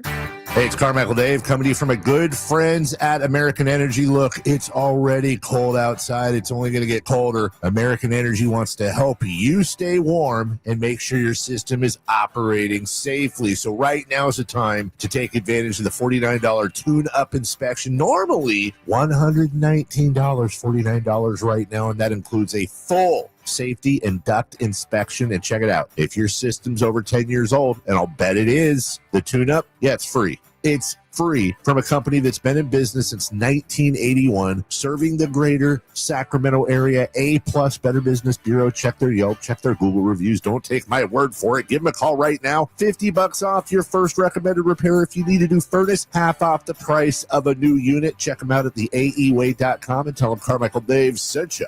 Call 916-520-9998 now. Sacramento's premier country music festival, Country in the Park, is coming back May 16th and 17th at Cal Expo with Bailey Zimmerman, Billy Currington, Cole Wetzel, Nate Smith,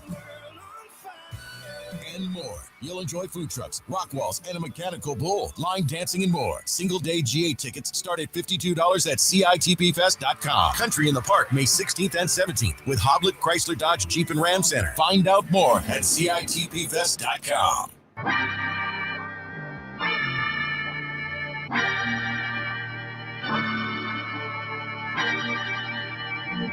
Your home for Kings basketball for over 25 seasons. Sacktown Sports.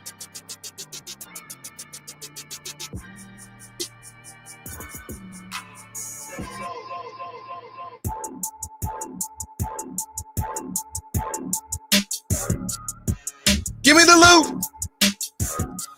The pick and roll. Kings were stopping everything last night. Allen Stiles Show, Sacktown Sports, taking up to 2 p.m. Give me the loot. 5 in a row for your Sacramento Kings. If they beat the Celtics, I got to check. I saw Kristaps Porzingis is back. I think so. Yeah, I saw he is. He's another guy. Is he playing or not? Who knows? Celtics win anyway, so who cares? But also was weirdly the best player on the floor in the finals last year when he was healthy. But the Celtics have done such a good job that I think they literally got Kristaps Porzingis with the idea of, we know you're not going to be here all season. We don't actually need you all season. We just need you in certain spots specifically. Not even the whole playoffs, just the finals. They sold high on Marcus Smart, and I think someone else went out in that trade. But they sold very high on Marcus Smart to end up with Porzingis, because Porzingis is the classic, if he's your number 1, you're probably the 12 seed. If he's your number 2, you're a play-in team. If he's your number 3, you're a second-round team. And if he's your number 5, then cancel Christmas. And that's exactly what it is for the Celtics. But we'll deal with that. Hopefully De'Aaron is back at that point. But if De'Aaron is back at that point, what happens to the starting lineup? Keon Ellis, huge numbers and huge minutes with the absence of Keegan Murray. And then after that, De'Aaron Fox. So what happens? Well, I thought everything would go back to the status quo and Malik Monk, because they were winning, right? I mean, when Keon was coming off the bench as well. So I'm thinking, okay, everything will go back to normal. Then I start seeing Kings fans on social media and maybe some media members as well discussing, hold on now. Has Keon Ellis done enough to be in the starting lineup and move Malik Monk back to the bench? My answer to that question is the same thing with the mojo thing. If you're in the camp of not making a move right now, and I don't know how many people are in that camp, I think the Kings still need to make a move, but it'll be now are the Kings at Cam Johnson away? Maybe. From second round, I'm willing to say that. Closer than you would have said 10 days ago. Yes. So working around the fringes, not giving up anybody of note. The De'Aaron Fox thing, we'll discuss that more in the summer, but the blowing it up thing, that feels like that was 5 months ago versus 5 days ago. And now you have a starting lineup where Keon Ellis has been playing great, but Malik Monk has also been playing great. So this is the same thing that we dealt with in the previous regime. Okay, there's some guys that aren't going to move. I saw somebody say start Keon and sit Keegan. Well, you can't really do that just from a size standpoint. We love Keon Ellis, but there are just some guys that – and Keegan Murray has been actually starting to shoot the basketball. And he rebounds the heck out of it. The whole team does, but There's just certain things that Keegan can do that Keon Ellis isn't able to do right now. Malik Monk, after that career night against the Warriors, you're going to sit him on the bench. So my initial thought when seeing this stuff, I would say that I'm not doing anything. De'Aaron Fox comes back. Because, again, I think it's all part of the mojo. I'm not moving anybody to the bench besides Keon Ellis. Keon Ellis is going to be at the front of the bench. But De'Aaron Fox comes back. I'm still starting Malik Monk. I'm still starting Keegan Murray. Until this team hits another wall, I'm not. If you want to make a trade, then that's different to me. But as far as what's on the court, I am not You cannot proactively change a starting lineup during a 5-game winning streak. That's insane, right? Sort of, but because of De'Aaron Fox's injury, it's put them in a weird position, right? Because it's not like they didn't have a 3-game winning streak before De'Aaron got hurt. Like, they were rolling before that as well. So, yeah, the Kings are going to go back to the starting lineup they had pre-De'Aaron Fox injury, and Keon Ellis is certainly closer to being in the starting lineup than he would have otherwise been before De'Aaron Fox got hurt. And who knows, DeMar DeRozan's got the back issues. Sabonis has the back issues. It's not like this is the last time the Sacramento Kings are going to go perfectly healthy throughout the season with this lineup. Well, and at the same time, this was Mike Brown's argument with Malik Monk. Keon can still get plenty of minutes. There are plenty of minutes to go around. I think the reason that it doesn't feel like that is because these dudes, De'Aaron and Sabonis, they're playing 40 plus minutes a night. That's not good. Let's not forget, De'Aaron is now dealing with this butt contusion. His hand is just not going to get better. It's just not going to get better until the season ends and they properly address it. So De'Aaron doesn't need to be playing 40 plus minutes. He doesn't need to be playing that much time. So some of this will happen organically. I just don't think there is a need to, and Malik Monk nobody needs to be playing 40 plus minutes a night. So I just don't think that anything proactively needs to be done in the midst of a 5-game winning streak. Even though it might make a little bit of sense from the defensive standpoint, I wouldn't touch it. I wouldn't do anything of the sort until you actually lose a basketball game. You know, you brought up a point that I think we were talking about a lot more a month ago, and then, some more important things came up, and we started going away from it. The minutes per game played, despite going back to Doug Christie, going to Doug Christie versus Mike Brown, is still incredibly high. I brought up the top 25 minutes per game in the NBA. If you had to guess, how many Sacramento Kings are in the top 25 in minutes per game played in the NBA? In the top 25, well, I know De'Aaron.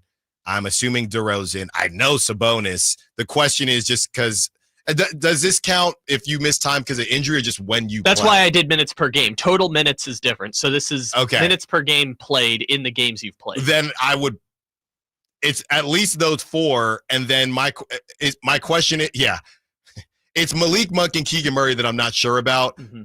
Screw it, put all 5 in there. Okay, it's 4. Okay, 4 in the top 25, and Malik, I could go further, but I think Malik's a little further down. But De'Aaron Fox is 3rd in minutes per game. Keegan Murray is 20th. Domantas Sabonis is 14th. DeMar DeRozan is 21st. The only team in the NBA with more players in the top 25 in minutes per game is the Knicks. Yes, of course. The Knicks also have the top 2 and 3 of the top 10. That's what they do. That's the New York Knicks for you. Absolutely. Bridges is playing 40 minutes per game. Yeah, I mean, that's insane. That's insane. So you look at De'Aaron Fox. What did you say he was? 2nd? 3rd. 3rd? But he's 1st in non-Tom Thibodeau minutes per game. That's crazy. So, and I know De'Aaron, the All-NBA is still there.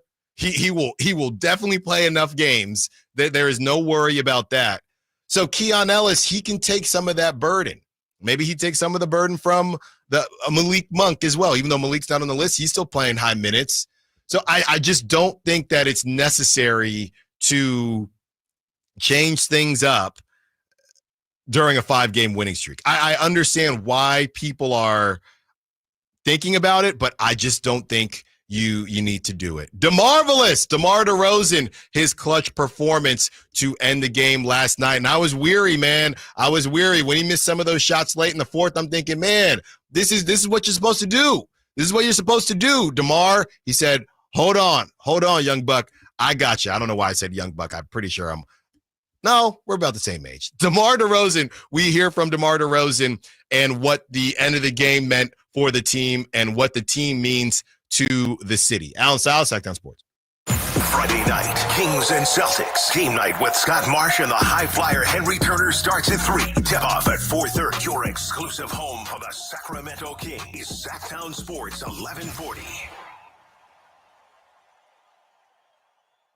A new Honda?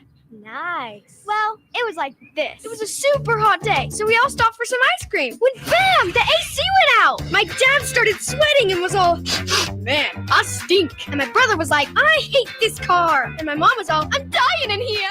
Then I said, it's time to call Stockton Honda. Then Dad was like, honey, you're right. I knew you were my favorite. And just like that, Stockton Honda to the rescue. StocktonHonda.com. Yeah, that's my girl. Dylan Scott, Country Till I Die Tour. That's my girl. Platinum selling artist Dylan Scott. With special guests Jackson Dean and Avery Anna. Just can't have mine. Thank God she loves me. God knows I got so lucky. Friday, January 10th, 7 p.m. The venue at Thunder Valley. For tickets, visit ThunderValleyResort.com. Taxes was waiting around for your taxes to be done, which led to worrying about not getting any money back. Now Taxes is matching with a TurboTax expert who can do your taxes in a day to get you up to $4,000 fast with a refund advance loan. Now this is Taxes. Intuit TurboTax. Get an expert now on TurboTax.com. Expert filing only available with TurboTax Live Full Service. Refund advance has $0 loan fees and 0% APR. Refund advance loans may be issued by First Century Bank, N.A. or WebBank. Terms apply. Subject to approval. When you're hiring, have you ever felt like you're missing out on meeting great candidates? Well, they're not hard to find when you go to ZipRecruiter. Every day, ZipRecruiter helps people who are actively looking for jobs like yours. So it's easy to find the right person fast. 4 out of 5 employers who post on ZipRecruiter get a quality candidate within the first day. Try ZipRecruiter for free at ZipRecruiter.com/free. That's ZipRecruiter.com/free. Jerry and Kenny here from Bell Brothers. And if you've even thought of replacing your old, outdated, inefficient windows, now is the time to take action. Right now at Bell Brothers, when you buy one window, you'll get the second one for 30% off. That's right. Buy one, get the second one 30% off. That's real savings, up to $6,000. You have to buy at least 4 windows to qualify, and you can't mix windows and doors. But beyond that, every second window is 30% off. For example, when you buy 10 windows, you will get 5 windows at 30% off. We also have 0% interest financing available for qualified buyers. Call for details. To take advantage of our buy one, get one 30% off sale, call Bell Brothers now at 916-444-1234 or find us online at theNoSurpriseGuys.com. The No Surprise Guys, Bell Brothers. Start the year strong at InShape Fitness. Play basketball, try yoga or Pilates, or work with their personal trainers to create a happy new you. And look for Sacktown Sports Team before the next Kings game to grab your free Kings InShape Rally Towel. Join today at InShape.com. We are in shape. You are ready.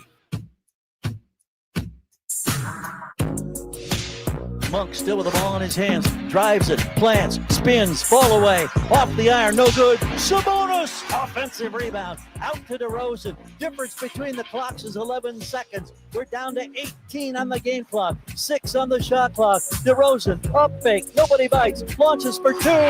He scores the deuce, a 30-point outing for DeMar DeRozan, and the Kings now have a 2-possession lead at 123-118 with 12.7 seconds to go. Your home for Kings basketball for over 25 seasons. Sacktown Sports. Yeah, I mean, I do believe in paying your dues. And when it comes to Keon Ellis and Malik Monk, the conversation of whether Keon should be starting or Malik Monk should go back to being a 6-man. Hold on. Oh, we've got a little bit of break. news here. Yeah. I think, you know what? We can hit it. When it breaks, we have it first. It's Sacktown Sports breaking news. This, according to Sean Sharania, 1 minute ago, the Sacramento Kings are waiving center Orlando Robinson. Sources tell ESPN veteran forwards Jay Crowder and Doug McDermott will have their contracts guaranteed for the remainder of the season. This move also opens up a roster spot for the Sacramento Kings. Wow. So Orlando Robinson, and we talked about this early in the show that today was decision day for these contracts, and the Kings decide to keep Jay Crowder and Doug McDermott and move on from Orlando Robinson. We tried to kind of put them on the totem pole early on, and I thought Jay Crowder I felt was safe, but based on who'd actually been playing, thought Doug McDermott was the safest, and Jay Crowder would be second. Orlando Robinson, we talked to him on media day. We wish him the best. Just no time out there. I think he's just still developing and kind of caught in between. Are you going to be in the G League? Are you ready to help the team now? So shout out to Orlando Robinson. Seems like a great kid. We wish him all the best, but Orlando Robinson has been waived by the Sacramento Kings. And don't worry, Dougie McBuckets is holding on. There's more. Teach me how. There you go, Kyle. I know you're looking for it. Teach me how to duck. Teach me how to duck. Yep. Teach me He's how holding to duck. on. Teach me how to duck. So this was the most probable outcome, by the way. We talked about it earlier. And again, I don't want to bore people with all the semantics, but basically your luxury tax or salary cap number is based on where you are at the end of the season. So by guaranteeing those contracts, it means they're going to pay Jay Crowder and Doug McDermott their full, I think it's $2 million or whatever the league minimum for veterans is. Mm-hmm. Meanwhile, they said Orlando Robinson, we're going to save the money, open up a roster spot. Maybe it just goes to a two-way player, right, or maybe they bring Orlando Robinson back as a G Leaguer. Waiving him means every team in the league has a chance to add him to their roster if they want. Yeah. And if not, then he goes on waivers. He'll get picked up either by the Stockton Kings or someone else's G League team. So today was the decision day on partial non-guaranteed NBA contracts. They will become fully guaranteed, and the Kings decide that Jay Crowder's contract will become fully guaranteed and Doug McDermott's contract will become fully guaranteed. Orlando Robinson will be waived, as Kyle just kind of laid it all out. And this does open up a rough spot for the Kings. We're not going to get into the nooks and crannies of all that right now, but just a little bit of news there as Dougie McBuckets is safe and Jay Crowder is safe.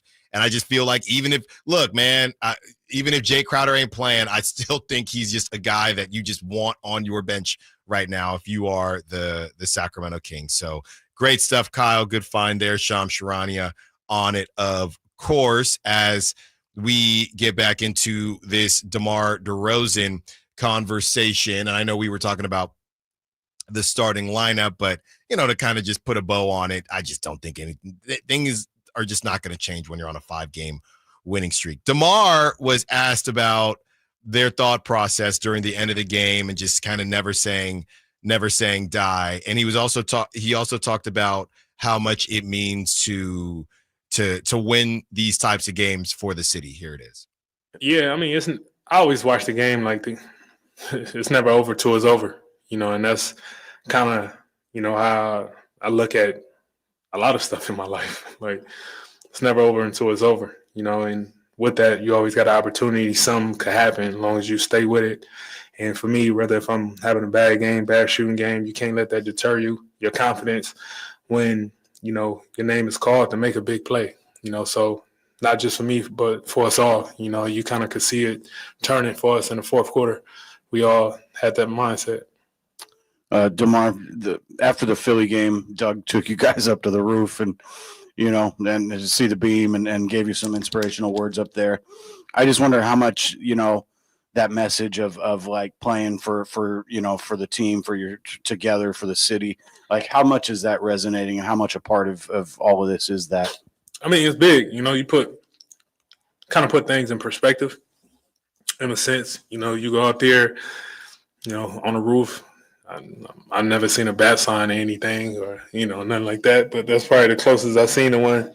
So to go on the roof and, you know, see that and realize that, you know, the whole city sees this and understand when it's up, it's a representation of, you know, us winning and putting on for the city of Sacramento. So it's big to be able to do something like that.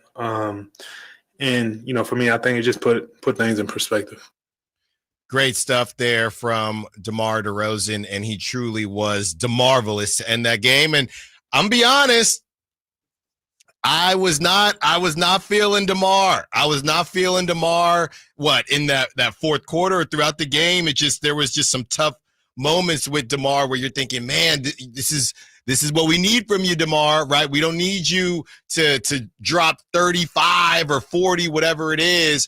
But in these clutch moments, this is what we're needing from you. And ask and you shall receive. 30 points for DeMar DeRozan. 47 minutes. He was a plus 24. 9 points on 4 of 4 shooting in the second overtime. And he talked about how he feels a calm when he is in those moments. And he's just been in so many of these moments. My favorite kind of scene from last night, or I should say one of them, when DeMar, he makes one of his 4 of 4 shots. I think it might have been the one to kind of seal the deal. And Eric Spoelstra calls the timeout and just throws his hands down. So if anybody thinks that this team is just trying to sell because Jimmy Butler, that whole drama, that's a game that they felt like they could have won and probably should have won, even after they blew the 17-point lead. So it feels so good, and it feels so, should I say, refreshing to be on the other side of things. Normally, the Kings fans and the Kings are on the other side of blowing leads or getting really close to pulling something off. I mean, that would have been a solid win for the Heat, who got their doors blown off against the Utah Jazz. Now the Heat have to have a short memory and head to the Bay. So that's their problem. And the Kings get to sit there and say, hey, we took care of business. We did what we had to do. And now they get a couple days off before they head to Boston, which is going to be a tall task. But we're going to enjoy this one. I mean, that's not till Friday. So we got a couple days here. We're going to continue to talk about the Kings and different moves that may or may not happen. A couple days for a move to be made, for whatever it's worth. This is kind of a good time to do it. Free roster spot available now, which if they don't make a move that adds an extra player on the roster, what they'll probably do is just promote either Colby or Isaac to the active roster, give them a fully guaranteed NBA contract. But hey, we'll see. They've got options on the table now. Cam Johnson's not getting any younger. He's not, but his ankle should be getting a little bit better. The 209 did ask that question. Do you think we sign Isaac Jones to a full contract instead of a two-way with that last spot? I think it's a good shout. I think it's a good bet. I think it's definitely possible. So what I would say is a couple of years ago during the Beam Team season, when the trade deadline, or maybe it was last year, when the trade deadline rolled around and they didn't make a move, they then promoted Keon from a two-way contract to the active roster. So to the texter's point, they will probably leave the roster spot open until, again, probably don't know for sure. They'll probably leave the roster spot open until past the trade deadline. And if they make a move that adds, like say they do a deal for some reason where they get Kyle Kuzma. Right, they got to make some type of money work or something like that. Something weird where they get 2 players in exchange for 1. They have a roster spot. Today was just the deadline to fully guarantee contracts. And so wait until after the deadline. After that, if there's still an open roster spot, you'll probably see either Colby or Isaac get the last roster spot off the two-way contract. More likely Colby, just because Colby is in his second year now, and they have to make a decision this offseason about whether or not to add him to the active roster anyways. Yeah, I was literally going to say the opposite. I just, for me, and Colby, shout out Colby Jones. It's tough to get over that hump, but he had, 23 points in a Stockton win.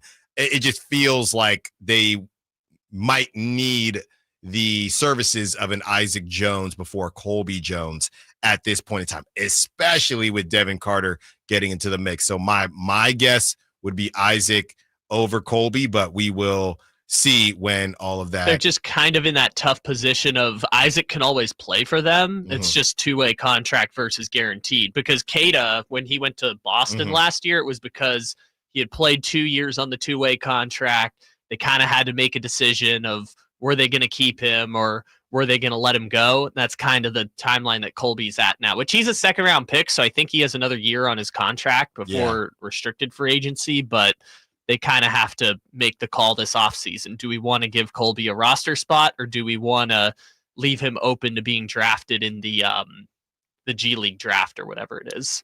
Well, we know someone who is not going to the G League anytime soon. That's Keegan Murray. And Keegan Murray, as somebody earlier on in the show mentioned, moving on from Keegan Murray. Keegan Murray has been doing his best defensively, okay, and offensively, it's starting to come around. So let's have a conversation about Keegan Murray. And you know my favorite saying, two things can be true. What are those two things for Keegan Murray? Let's discuss on the other side. Allen Stiles, Sacktown Sports. Friday night, Kings and Celtics. Game night with Scott Marsh and the high flyer Henry Turner starts at 3. Tip-off at 4:30. Your exclusive home for the Sacramento Kings. Sacktown Sports, 1140.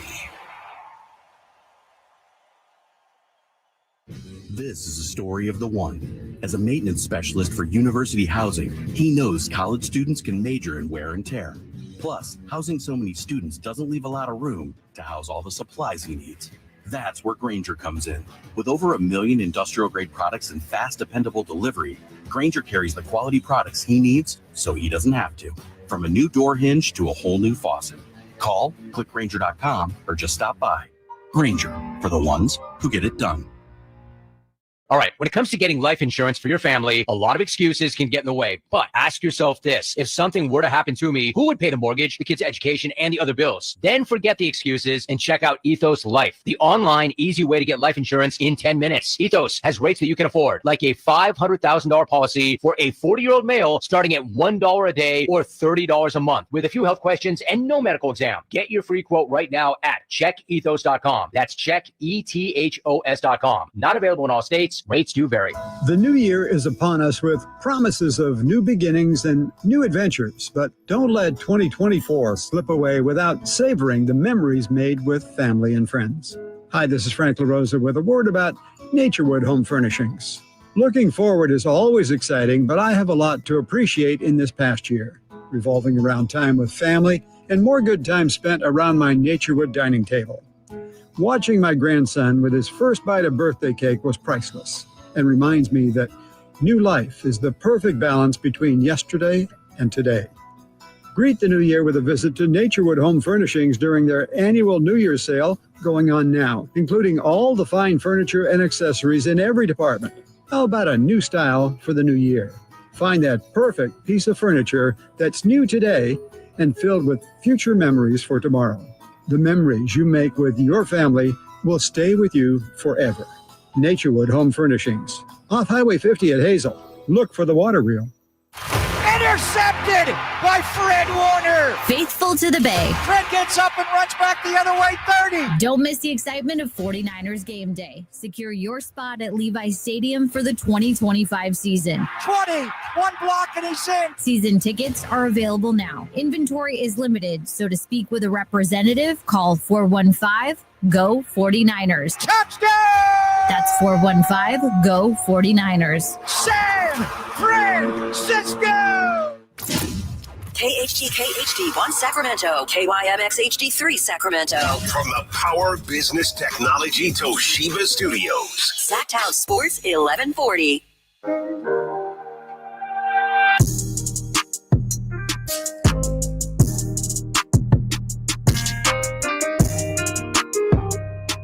Your home for Kings basketball for over 25 seasons. Sacktown Sports.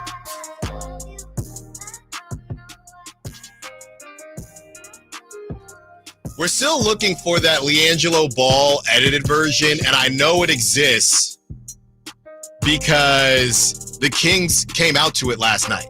Yeah, for sure.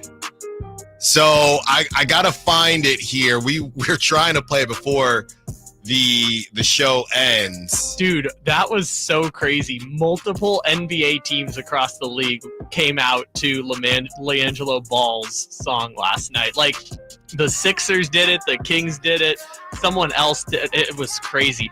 I saw the Detroit Lions were blasting that in the locker room after clinching the 1 seed. You want to hear something else that's a bit crazy, but this is what it is now. You know, to your, it could be you that we're talking to. Could be for your kids. Whatever you think is funny, even if you think it's silly, whatever the case may be, record it. Okay? Put it on social media, put it on TikTok. We're all walking lottery tickets now.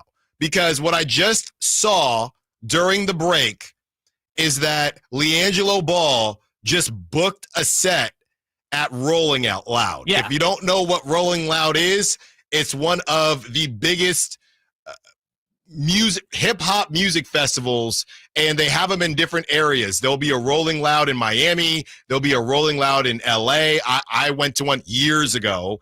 It was at Shoreline Amphitheater, but Rolling Loud is one of the biggest hip-hop music festivals that exists, and LiAngelo Ball, it has just been announced, has been booked to play on Saturday at Rolling Loud in Los Angeles. He has the #1 song in hip-hop right now, which is crazy. He's just going to do the same song 4 times and then go home. So the video was released by World Star Hip Hop, and 3 days ago, it has 4 million views right now on YouTube. For reference, Lil Baby dropped an album the same day, and every single Lil Baby song does not have the number of views that LiAngelo Ball has right now, which is hilarious. And I can't tell if people are all making it as a joke. I can't tell if everyone's doing this as a joke or everyone's doing it because the song is actually like really good. A little bit of both. I think it's a bit nostalgic. And for those who don't know who Lil Baby is, just one of these new age rappers. Personally, I listened to the album. I thought it was terrible. He's not that new anymore. He's been around for a decade. Kyle, you got to understand. Yes, he's been around for a decade, but I mean, your name is Lil Baby. It's hard to kind of nail down. Oh yeah, I know the Lil Baby. Lil Baby was courtside at James Harden games like 8 years ago. Doesn't matter.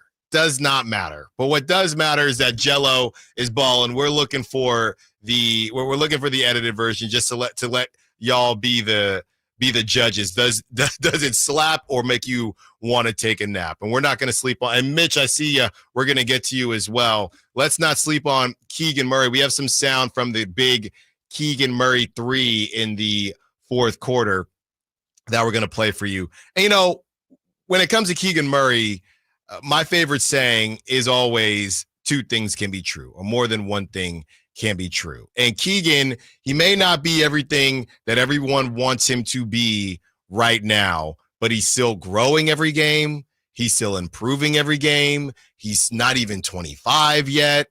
And his confidence seems to be coming back. And offense and the rebounding has been ridiculous. Here is his big 3 last night. He had some big buckets down the stretch for the Kings. Here is that corner 3. Comes off to Murray, and they earn another opportunity. DeRozan on the drive. Here to cutting Ellis, who kept it alive. Murray, 3! This has been about scratching and clawing. This has been about scratching and clawing. Great secondary call there from Katie. And I just love the pop of the crowd when specifically when Keegan makes a shot. And I know I've made this comparison before, coming from the Bay with the Splash Bros. Yes, when Steph Curry does his thing, it's crazy in there. But there was just something different. There's certain players on your team that it just hits a little bit different. And the Keegan Murray crowd pop, it reminds me of the Klay Thompson crowd pop. It's just a little bit different. It reminds me of if you're following the Niners when, I don't know, it's probably a tie between Debo and Kittle, but when one of those guys does something, it just hits a little bit different. Kyle, can you play it again? The pop from the crowd, it's just, I mean, I know the Sacramento crowd, the pop is crazy all the time, but something about when Keegan makes a shot, the homegrown guy, the young, quiet dude, it's just ridiculous. I need to hear it again, Kyle. Opportunity, DeRozan on the drive. Hit a cutting Ellis, who kept it alive. Murray, 3! That's crazy. But it's also this has been about scratching and it's the chant, which is on NBA 2K now. Oh, it is? That's cool. It's been on it. So shout out Keegan Murray and everything that he's been doing. We have some sound here from DeMar, and DeMar puts things in perspective on Keegan Murray and what Keegan Murray is going to be in his career again. A lot of great vibes everywhere, and Keegan himself, we'll talk about how things are just moving and grooving for the Kings and everyone just holding each other accountable. Here's DeMar on Keegan Murray. Yeah, it was on both ends, man. A lot of things he do don't necessarily show up on a stat sheet at times. His effort, his we put him on the best players. He got the toughest job every single night. For him to come out, do what he do, offensive rebound, giving us second opportunities to be able to get, put points on the board, so he do a lot of great things. He got it going. He had some big shots to kind of get us going, late in that fourth. Keegan Murray, 7 defensive rebounds, 5 offensive rebounds, a total of 12 rebounds, another double-double, just annihilating his double-double record in his career. I mean, he's just been rolling right there. I'm checking here. I want to confirm. Yeah, Keegan Murray tied with Domantas Sabonis for the most offensive rebounds in the game last night. Domantas Sabonis had 5, and Keegan Murray also had 5. Jaime Jaquez had 4 for the Miami Heat. So you look at a guy like Keegan, and he spent time on really every defender last night. They switch everything, but Keegan is fighting through screens, and he's doing everything he can to make sure he's the guy guarding him. I saw late in the game, and I don't really like this, but this is what the NBA is now. You have an elite defender like Keegan, and I get it. It's easier said than done to fight through screens. By the way, Davion, there is a whole montage of Davion fighting through screens, and somebody said in Toronto, and somebody said the NBA would be in a better place if defenders all fought through screens like Davion. So I just thought that was a kind of a funny note with Davion's past here, but it's Keegan Murray and they run the screen, and I'm not blaming it on Keegan. I don't really know how much you can do, but it's just screen gets set. Okay, now your best defender is no longer on Tyler Hero. Now it's Malik Monk. And they do it all throughout the league. I'm just wondering, if there's anybody who can teach you to fight through a screen, is that something we might eventually see with Doug, or is it just not possible? I think it's futile because you might be able to kill a few seconds, but if you fight through the screen, all they're going to do is just go back and screen again, right? Yeah. They just keep doing it back and forth. So I guess you could argue maybe it'll kill more time off the shot clock, but I mean, this happened last night on the last possession of regulation, or not regulation. One possession, I think it was maybe when Hero hit the fadeaway shot, where they just stood there for like 6 seconds while they were running clock, and then they did the switch anyways. Could have fought through the screen, but it's like if you fight through the screen once, they're just going to go back and run the screen again. So that's true. It's I'm not saying that it's like people shouldn't fight through screens in that sense. It's just kind of a futile effort because you're going to have to do it like 3 times before they finally give up. And it's kind of hard to fight through a screen from a 7-footer. Over and over again. And it's a good point. Similar to the double team thing, you're going to do whatever it takes to win. No one's going to sit there and say, well, you should only be able to screen twice a possession. Nobody's going to say anything ridiculous like that. It's just the nature of the beast, very similar to Anthony Edwards complaining about getting double teamed, right? They make this move, and now there's no Karl Anthony Towns. You're dealing with Julius Randle, and Anthony Edwards is tired of getting double teamed, but hey, don't get mad at us. Your front office, you're really the only scoring option. So that's what teams do. They're going to do whatever they can to win basketball games. And if we're gonna screen, we are going to get Malik Monk on Tyler Hero. That's the matchup we want. And Malik Monk stood his ground, and that's how the Kings were able to survive. Tyler Hero made some kind of rough decisions down the stretch, but Malik held his own as well. The 209 is asking the question. I personally always felt that Keegan was only playing badly due to Mike Brown. Did anyone else ever feel that way? I'm thinking that old Keegan is coming back. I'm ready. So kind of the oxymoron there, 209, is because you're saying that he was only playing bad due to Mike Brown, but Keegan only had played under Mike Brown. So when you say old Keegan is coming back, old Keegan was under Mike Brown. And Keegan is still taking the toughest defensive assignments. Now, I will say this, 209, I will say this, and it's only been a couple games for Keegan. And again, he's not setting the world on fire offensively. What did he have? 11 against the Warriors and then 14 last night. I saw this argument back when the Kings were in the midst of one of their losing streaks. And the argument was Keon Ellis should start because even though Keon Ellis isn't as big as Keegan, Keegan guarding the Tyler Heroes of the world and guarding guards that Keon could guard, that could help Keegan offensively. So I will hang with you on this, 209. Maybe having Keon in the lineup more often is giving Keegan a little bit more freedom offensively versus chasing around, whether it be, if it's a 3 or a 4, yeah, we know that's Keegan. It's not going to be Keon.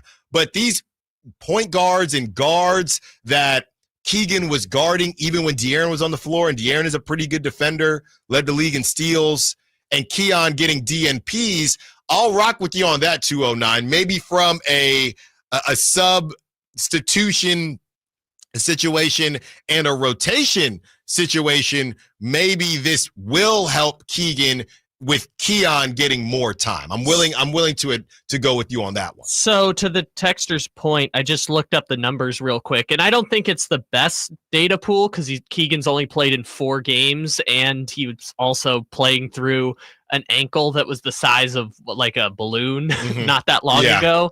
But in the 4 games since Mike Brown has been fired, he's averaging 8.5 points, which is down from his 12 before Mike Brown, 6.3 rebounds, which is down from his 7.6 per game in the first 30 games, 1 assist, which is down from 1.5, 0.8 steals per game, which is up from his 0.7 steals, and 0.5 blocks. He's plus 14 in those 4 games compared to plus 50 in 3 games. So the Kings are faring slightly better when Keegan's on the floor, but all of his numbers are down in the, again, very small sample size since Mike Brown's been fired. Right, and he's had an injury too. So very small sample size, but initially the eye test might feel different than what the numbers are saying. But maybe you argue Keegan is able to hit those late shots because he wasn't chasing Tyler Hero around all day long, and Keon Ellis was giving some relief. So there might be something to it, 209. The numbers might not reflect it yet, but we know this game is much more than numbers. All right, we asked the question again. Do the Kings need to make a move? Mitch, we see you. We'll get to you on the other side. 916-339-1140. If you want to be a part of the conversation, are the Kings good now? Are the Kings good now? By the way, shout out Sacramento. Shout out to Kings fans. So good that this MLB All-Star signed a deal while in the arena. We'll tell you what happened on the other side. Allen Stiles, Sacktown Sports. What's up, Sacramento? Friday night, Kings and Celtics. Game night with Scott Marsh and the high flyer Henry Turner starts at 3. Tip-off at 4:30. Your exclusive home for the Sacramento Kings. Sacktown Sports, 1140. When you take the time to shop at Folsom Lake Honda, there's one thing you'll always find. Happy people ready to serve you. As a family-owned and operated dealership since 2009, customer service is our #1 priority. Our customers love doing business with us, and you will too. Get an instant cash offer for your trade at FolsomLakeHonda.com. We'll buy your car whether you buy from us or not. Folsom Lake Honda is your one-stop Honda shop. Folsom Lake Honda, yeah, your one-stop Honda shop. Insurance companies perform a very valuable service, but they want to keep their money. Although most cases settle before trial, it is paramount that the insurance companies know that if pressed, your legal team has the experience to take your case all the way. For 25 years, Ashton and Price has earned the reputation that if the insurance company isn't fair, we're ready to force them to be fair. My mom used to warn me, wait till dad gets home. Think of us as dad. The best part, there's no fee until we win. Remember, for the best advice, don't think twice. Call Ashton and Price.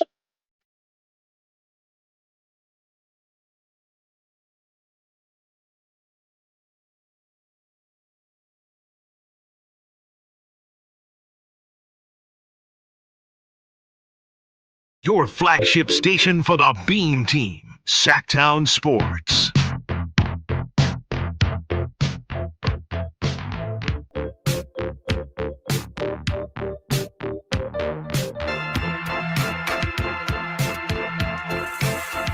Do the Kings still need to make a move? Maybe not. Maybe everything that they needed was inside of them all along. Or maybe they still need to make a move. There's a roster spot available. Orlando Robinson, thank you for your service. Orlando Robinson has been waived. The Kings are holding on to Doug McDermott and Jay Crowder, guaranteeing those contracts. That news came out about 20-ish minutes ago. Open roster spot. Kings will probably keep it open as they're trying to figure out what they're going to do prior to the trade deadline. And speaking of trades, do the Kings still need one? 916-339-1140. Let's get to Mitch. Wants to be part of the conversation. What's up, Mitch? What you got for us? Hey, how you doing? Thanks for taking my call. We had too many. We have some good players. I'm liking the way we're playing. Maybe Doug's a good luck charm. So is Devin Carter. I'm liking it. Mm-hmm. Too many kind of small guys, and Keegan's like on the borderline. But I definitely don't want to see them train. They draft somebody, and in 2 years he's gone. No way they trade Fox. They got to bring a big man. Sorry that Atlanta didn't work out, but I'm not happy with McDermott. We got to make a trade, and we have too much of a clock problem. It just makes our bench better. Mm-hmm. So I'm liking that. But we didn't need to get like a power forward.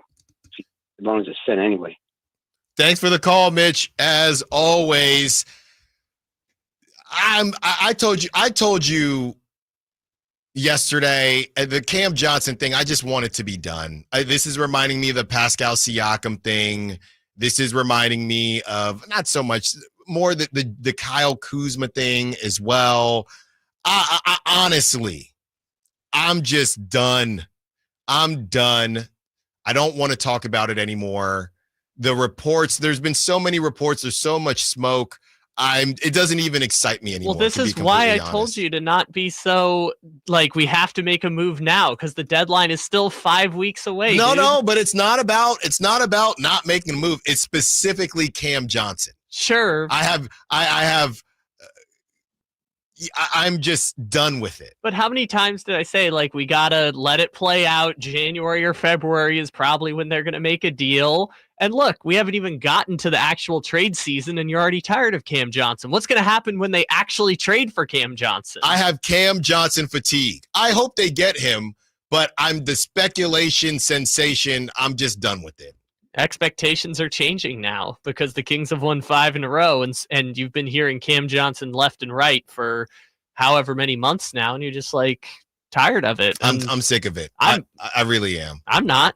I'm still all in. It's just nothing. I'm all in on Cam Johnson. I'm all out on talking about Cam Johnson. That's fair. Although we're going to have to talk about Cam Johnson at some point later this week because, as far as I can tell, the Kings don't play until Friday. Great.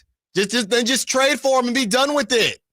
Just trade for him and be done with it, please. I don't know. After Dorian Finney-Smith went out the door, I was just like, Cam Johnson, baby. That's our new Dorian Finney-Smith. Joe Giroux on the Sack Chat, former employee, now turned favorite listener on the Sack Chat. Joe Giroux says, Allen jokes, but I think unleashing Keon is what the team needed and a trade might not be necessary. Let's see. You know what? I'm not even going to say that's incorrect. And obviously, Joe, you have a special place in my heart. I'm not even going to say that's incorrect. Let's see what happens against the Celtics. If the Kings come out and compete against the Celtics, I know it's just one game, but if the Kings come out and compete against the Celtics, the defending champs, I will be willing to have maybe this is all we needed was inside of us all along. I'll be willing to have the Disney conversation. Oh, you've been watching a lot of Wicked, haven't you? I will have the Disney story conversation depending on what happens against the Celtics. They get their doors blown off against the Celtics. I'm not doing it. You're really willing to hinge it on that game after every cool thing after the miracle 3 minutes against the 76ers, after the blowout of the Warriors, after the win against the Grizzlies? This is big boy talk now. I'm rolling my sleeves up here. Oh, the Celtics without Porzingis. Wow, the big time. Well, we don't know. We don't know when he plays. That's fair. Even the Celtics without Porzingis is still a number one team in the East.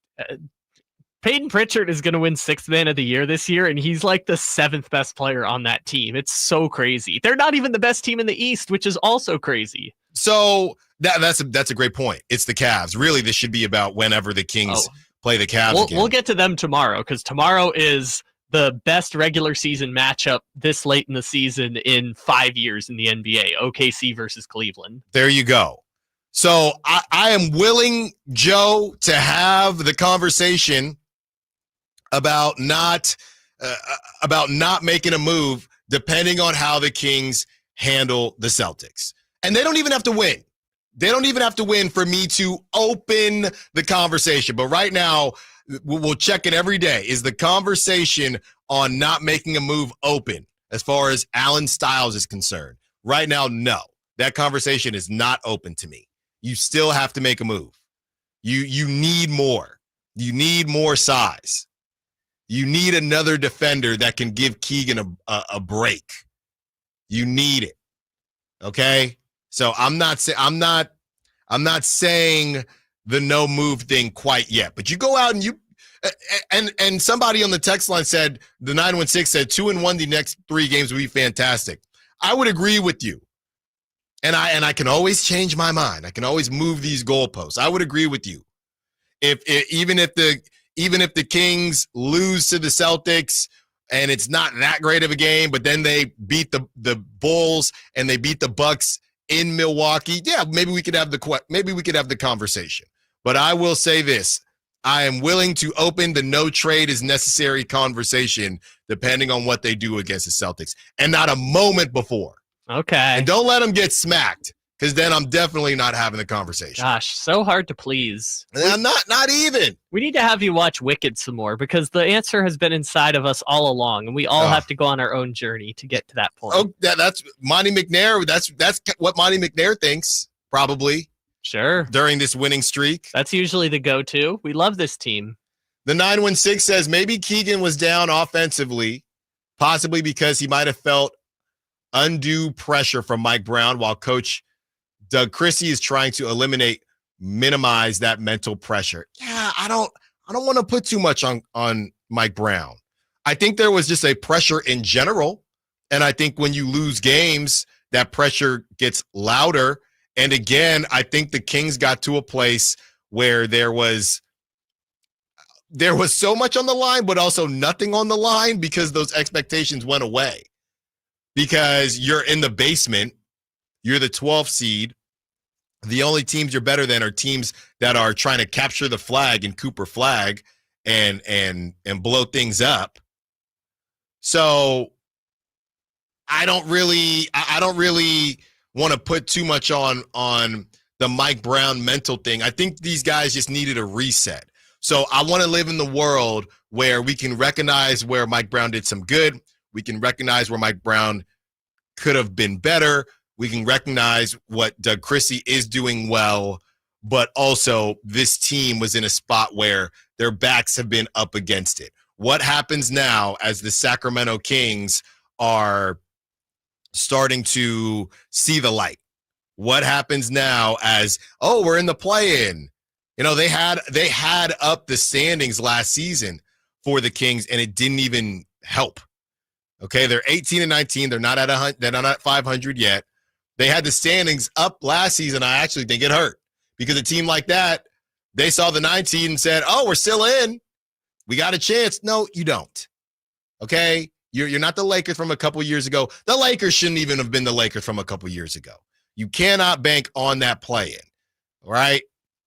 They're good enough to still have a straight up playoff spot, but they're not there yet. Again, I'm not worried about the complacency yet, but as they get back to 500, as they get to the 10 seed, the 9 seed, the 8 seed, can Doug Christie continue to motivate when their backs are no longer up against the wall the way it was when he initially took the job? That's what we're going to find out throughout the course of these next weeks, months, and throughout the season.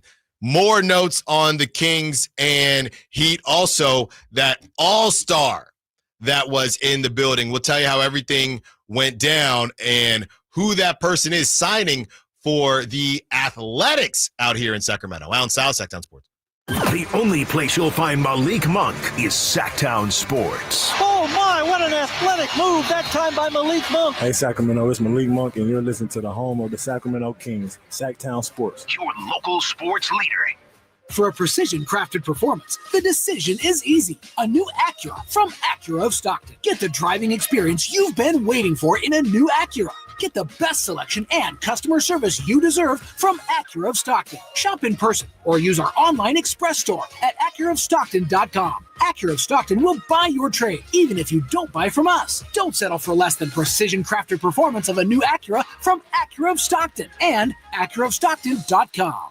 The PGA Club fitters at the Hagen Oaks Player Performance Studio know that golf should be fun. They also know that players of all abilities will hit the ball farther and straighter, play better golf, shoot lower scores, and have more fun if they get fitted before they purchase golf clubs. Hagen Oaks delivers the same technology and major brands used to fit PGA and LPGA professionals. See how the game can be even more fun. Hagen Oaks Player Performance Studio fittings are available 7 days a week. Make yours today by calling 916-808-2531. That's 808-2531. Time now for your 49ers report, brought to you by Jeremy Winter, attorney at law. He cares because he's been there. 49ers running back Isaac Guerrero exited the game early versus Arizona after being tackled just 2 minutes into the first quarter of play. Guerrero had to be carted off and did not return. After the game, Kyle Shanahan indicated the running back may have suffered an MCL injury. Niners lose 47-24 and finish the year at 6-11. Serious accident. You deserve the law offices of Jeremy Winter. 877-637-3237. Jeremy lost his mother in a car accident and knows firsthand the pain caused by tragedy. That is why he became an attorney to fight for others who are going through a tragedy. If you've been seriously injured in an accident, you deserve more. You deserve better. You deserve Jeremy Winter. 877-637-3237. Sacramento's premier country music festival, Country in the Park, is coming back May 16th and 17th at Cal Expo with Bailey Zimmerman, Billy Currington, Cole Wetzel, Nate Smith, and more. You'll enjoy food trucks, rock walls, and a mechanical bull, line dancing, and more. Single-day GA tickets start at $52 at CITPFest.com. Country in the Park, May 16th and 17th with Hoblit Chrysler Dodge Jeep and Ram Center. Find out more at CITPFest.com. You guys got a new Honda? Well, it was like this. My mom was driving me to school when, damn, our car started smoking. My mom wasn't happy, so she called my dad and said, honey, if you value your life and our marriage, you'll take care of this now. So my dad calls up Stockton Honda and was like, can you get me approved for a new car and save my marriage? And they're all, sure, Mr. Jones, we do this every day. And just like that, Stockton Honda to the rescue. StocktonHonda.com. Hey, it's Carmichael Dave for American Energy Heating and Air with a question. Have you recently had a technician diagnose your HVAC system and you were a bit surprised at how much it cost? Or did something seem off about their quote? Because at American Energy, they take pride in giving you honest, straightforward solutions to get that system up and running. Have their qualified technicians come out and give you a free second opinion. It's free. You got nothing to lose but some dollars off of that original quote. They're making the uncomfortable comfortable. They've been doing it since 1981, serving the greater Sacramento area. A+ with the Better Business Bureau. That's why they keep having customers coming back for more and more and more. You can call them and set that appointment at 916-520-9990. That's 916-520-9990 or AmericanEnergyAir.com. Call 916-520-9990 now. Inbounds pass goes to Adebayo, looking for Hero. He rocks, he fires, he misses the three. Rebound, Jovic, back out on top. Bam for three, misses it. That basically will do it. Rebound, Trey Lyles and the Kings. Sacramento has extended their win streak to 5 consecutive games. They've done it in double overtime. They've swept the season series from the Miami Heat, and both of them came in most dramatic fashion. Your home for Kings basketball for over 25 seasons. Sacktown Sports. Halfway through the third hour of the show. Steve, we see you. We're about to get to you on the phone lines, 916-339-1140, if you want to be a part of the conversation as we break down everything the Kings have done these last couple games. The Kings against the Heat last night, 50 points at halftime, fewest points scored while still leading at the half.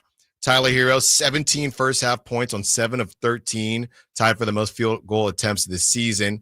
And yeah, it was just a classic ugly game. And that is the most impressive thing about this win.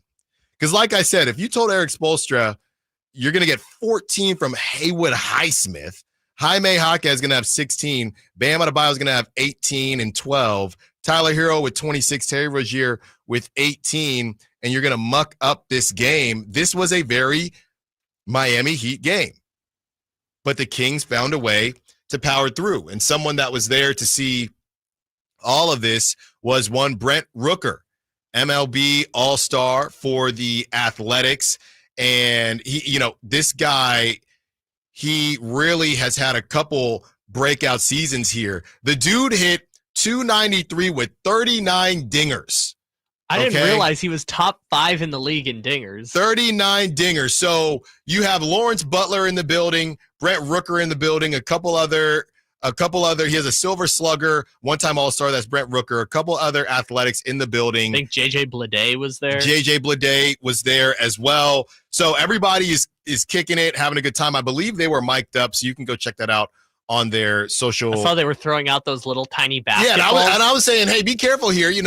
They always say don't throw tennis balls and and things like that. You got to be careful with the arms there, and I don't want the TJ anything like that. But they were all having a good time. They were enjoying some beverages, and all of a sudden, towards the end of the game, in I think the fourth quarter. Something like that. The news broke in double overtime. It was late in the game. It was 9:49 West Coast time was when the tweet came out. So this is in the middle of double overtime. And Ken Rosenthal says that designated hitter outfielder Brent Rooker is in agreement with the A's on a 5-year, $60 million extension. Sources tell The Athletic. Vesting option can take the deal to 6 years, $90 million. And we were all floored by it.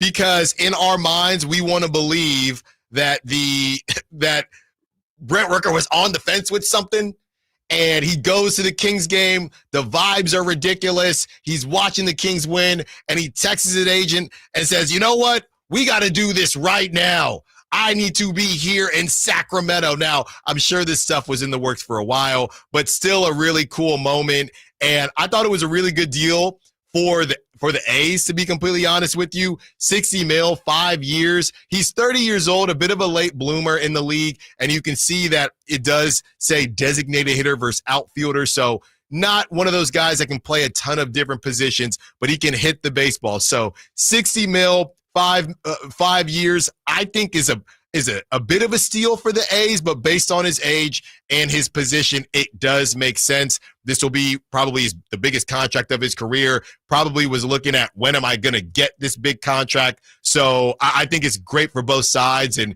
great for the city of Sacramento to lock down one of the best home run hitters in the league. Yeah, he basically gets paid $10 million a year for the next 3 years, which the way arbitration works in baseball is if a player and a team can't agree on what their contract is going to be, it goes to arbitration court. Mm-hmm. So what they basically did is just said, we're going to assume you're going to make $30 million over the next 3 years instead of having to arbitrate it every year.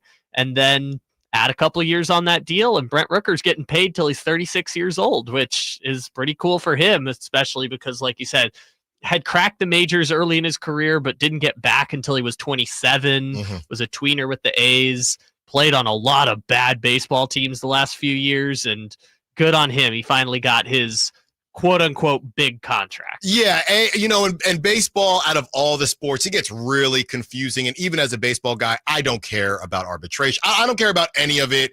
It does seem like the A's got a bit of a good deal for Brent Rooker, but Brent Rooker, 30 years old, wants to cash in when he can, so all's well that ends well. And you will be seeing Brent Rooker roam the outfield and in the batter's box right out there in West Sacramento. So just a beautiful night for Sacramento in general. Great stuff.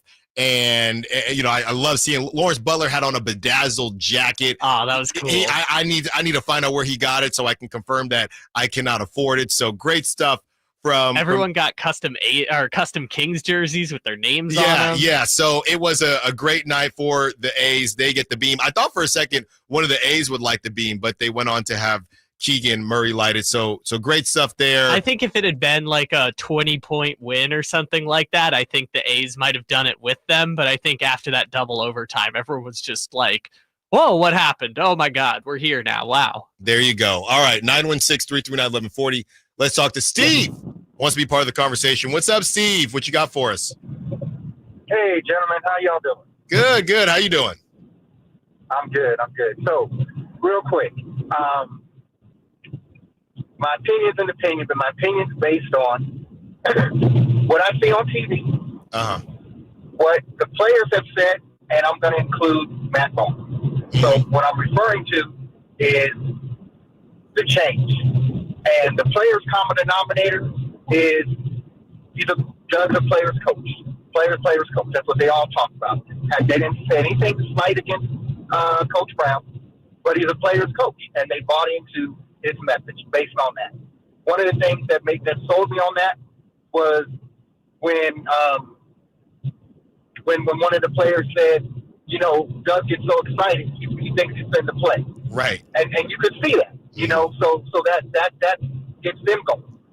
And then the other thing that we all notice is the rotation's different. Under Doug, the rotation's different. He's utilizing the team. It's not just 3 on 5 against whoever. You know what I mean? It's the whole team, the bench included. He's using the whole team, and that's what Doug's preaching. Yeah. Thanks for the call, Steve. Great stuff. As far as the players coach thing, I do think that because players coach, it doesn't mean that you don't know X and O's. I think JJ Redick is supposed to be a really big X and O's guy, and he played. So there's different versions of player coaches. Obviously, right now, Doug Christie seems to be more of that motivational guy. And hey, I've been there, and we've been in the mud together, and we get all that. So I do think that every team is different, and that's the biggest thing. I would not be surprised if Mike Brown gets another head coach position in the league at some point. Might be sooner than you think. He'll definitely be on a staff. But for this specific team and for what the team needed, it seems like that's what Doug is giving them. You could put Doug on a different team and maybe it doesn't work out, right? His connection to Sacramento, the way it resonates with the team, the way it resonates with the city. Would that work in Milwaukee? I don't know. Would that work in Orlando? I don't know.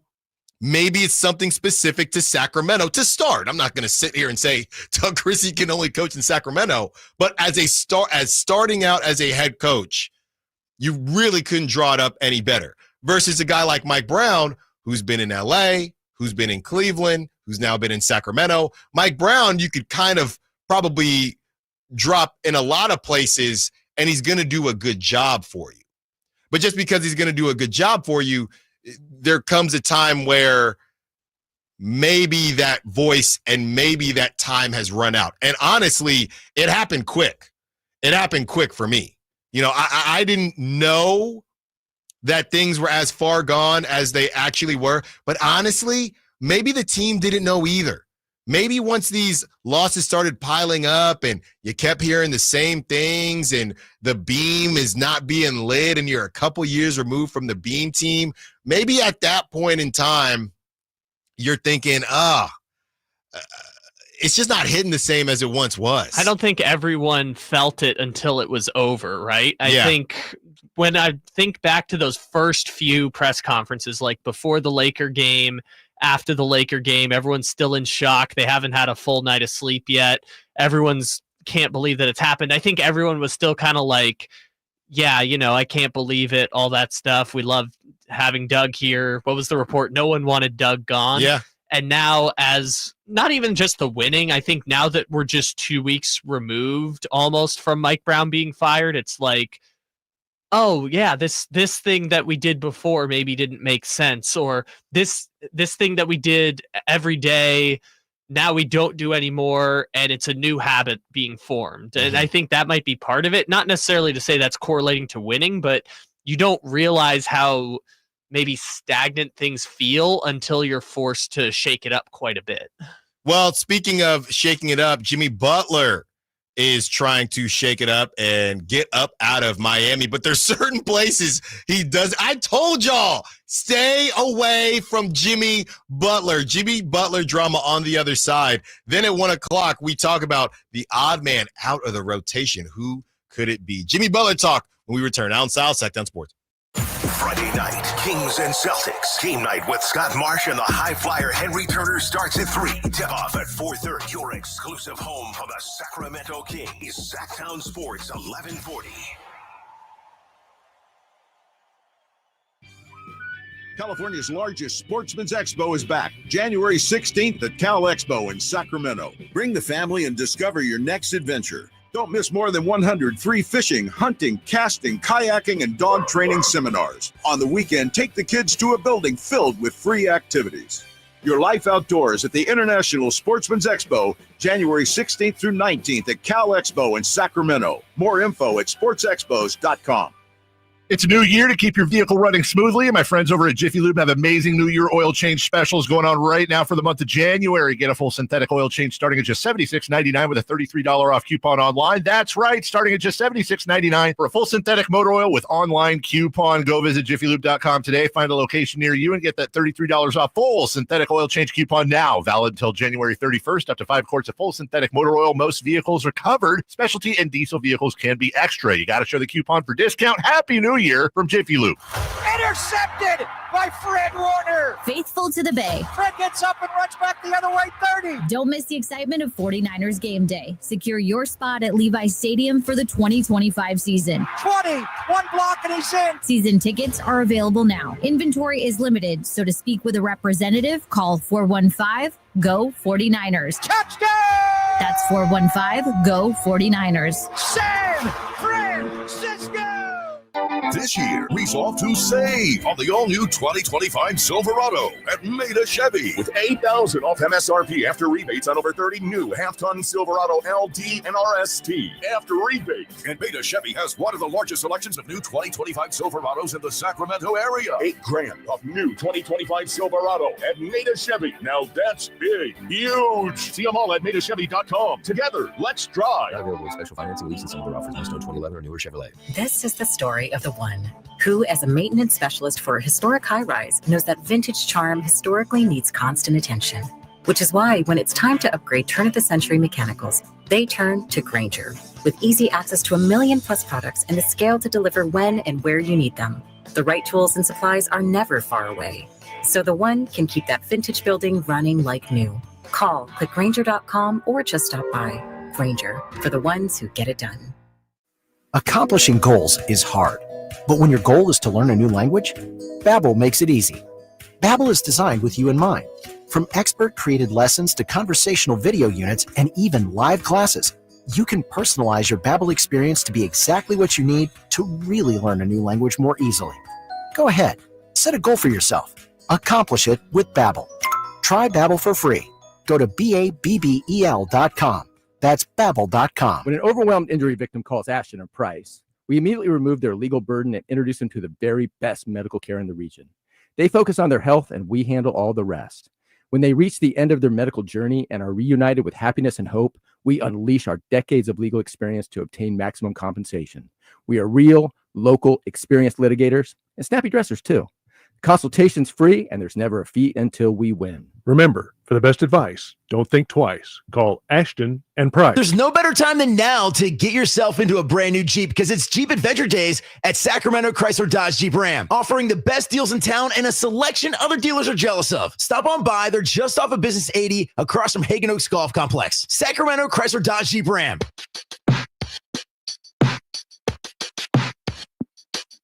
The only station in Sacramento giving you local sports coverage from 6 a.m. to 6 p.m. Monday through Friday. Sacktown Sports.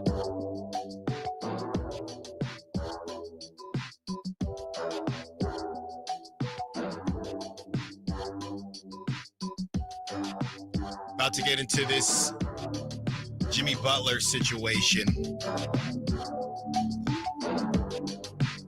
We do have some football breaking news, though. When it breaks, We have it first. it's Sacktown Just a few Sports minutes ago, breaking according to news. Adam Schefter, the Las Vegas Raiders have fired head coach Antonio Pierce after one full season as head coach. Wow. You know, I was really confused on that one because it seemed like he was going to get an opportunity and people wanted him to get another opportunity, and he ain't going to get another opportunity again. And we're going to spend some time on this. If not today, then definitely tomorrow, since the Kings don't play till Friday. But, you know, you just wonder what these teams actually expect. Gardner Minshew, really. And I don't think Antonio Pierce was a perfect coach. What I do think is that they felt like they did the wrong thing when they didn't hire Rich Bisaccia. So the second time they had an interim coach, you see a theme here. They felt like they had to keep Antonio Pierce, another player coach type of guy, and it just didn't work out, but the team's not very good. Do you remember the reason why they hired Antonio Pierce in the first place? Well, they went on that run. Yes, but before that, when he became the interim head coach, it was that story of Josh McDaniels having a locker room rah-rah moment, and then Antonio Pierce standing up and saying, like, this is not the Raider way or whatever, something like that. And then Josh McDaniels saying, like, don't show me up like that. And then Mark Davis loving that Antonio Pierce felt like a Raider coach. And so that's why they named Antonio Pierce the interim after firing McDaniels. And look, Antonio Pierce was an assistant coach at Arizona State like 3 years before getting the Raiders head coaching job. He was already walking into a tough situation from the beginning. Add in the fact that they gave him no resources, gave him no quarterback, traded Devontae Adams mid-season. That is a classic case of a dude being set up to fail if I've ever seen one. The same way that the Patriots set up Gerard Mayo to fail. Yep, and that's what we're going to get into because it just doesn't make a ton of sense. And you know, these organizations make a ton of money, and the people within the organization, they make a lot of money, and you want to believe that they're pretty darn smart and great at what they do, but sometimes they make some decisions that are just a bit head scratching. Going to get to this Jimmy Butler update, but Ashley wants to be a part of the conversation. 916-339-1140. What's up, Ashley? What you got for us? Not a whole lot. I actually really like what you guys were talking about just now with Gerard Mayo, though. And the reason why is I kind of wanted to talk about Doug Christie and the Kings for a second. And he kind of reminds me, and I don't know if you get this vibe too, but he kind of reminds me of the 49ers version of Robert Saleh. He's the defensive specialist. He's the first one off the bench when a big play happens. He's celebrating with the guys like he's one of them. And I think that it almost brought that level of camaraderie that the Niners defense had to the Kings. And that's why we're playing so well when it's crunch time, you know, when it really matters. Look at yesterday, we were down 17 in the fourth, and we put up a massive comeback in just 2 or 3 minutes to cut it in half, you know? Yeah. Good shout, Ashley. Thanks for the call. I would say I would say that's pretty spot on. Just somebody that is going to bring the energy and feels like he's one of the guys. And that's why when the Niners went from that to Steve Wilks, it just felt very different and very bizarre. Or maybe that was D'Amico Ryans after that. But the bottom line is both those guys, very similar, Robert Saleh, D'Amico Ryans, and then you go to Steve Wilks, and it just was not it. So I hear you on that one, Ashley. And again, when you go the rah-rah route, I don't think that I think it does a disservice to how people think the game. And you see an Eric Spoelstra type guy, and you say, oh, this guy knows the game and is more intellectual. And then you see a player, a former player now coach, and you think, oh, this guy's just kind of rah-rah, and you don't give them the same due. So that's why I thought that last night was an opportunity for Doug Christie to kind of show us more of his adjustments when the Kings had to face that Miami Heat zone, and it looked really bad at the beginning. And even though, they did struggle, they did find a way to kick the ball around more, to get more open shots, or maybe it's not necessarily an adjustment. Hey, we got to make quicker decisions, and one of the decisions, I think we saw less of a Kevin Huerter. We need more we need more slashing. We need more of an ability to get into the paint to collapse that zone. So Doug Christie, you win the game, you pass your first test, or one of pass another test, as he's passed a couple so far. So I think that's a great shout. But Robert Saleh obviously didn't work out with the Jets, but some of these guys that are the more rah-rah, even the Mike Tomlins of the world, some of the guys that are the more rah-rah type dudes, you don't necessarily look at them as, oh, X's and O's intellectual, and that doesn't mean that they don't know how to make adjustments and do things like that. Yeah, the best coaches often blend both, right? I thought Dan Campbell was going to fail as a head coach, and look at it now, and to bring it Sirianni. back. Sirianni's I don't know. Has Sirianni succeeded as a head coach? Different story. That's another one. But to the point about the Raiders bringing it back is like the reason Antonio Pierce got that job is because that locker room rode for him. Mm-hmm. They said, we want AP as the coach.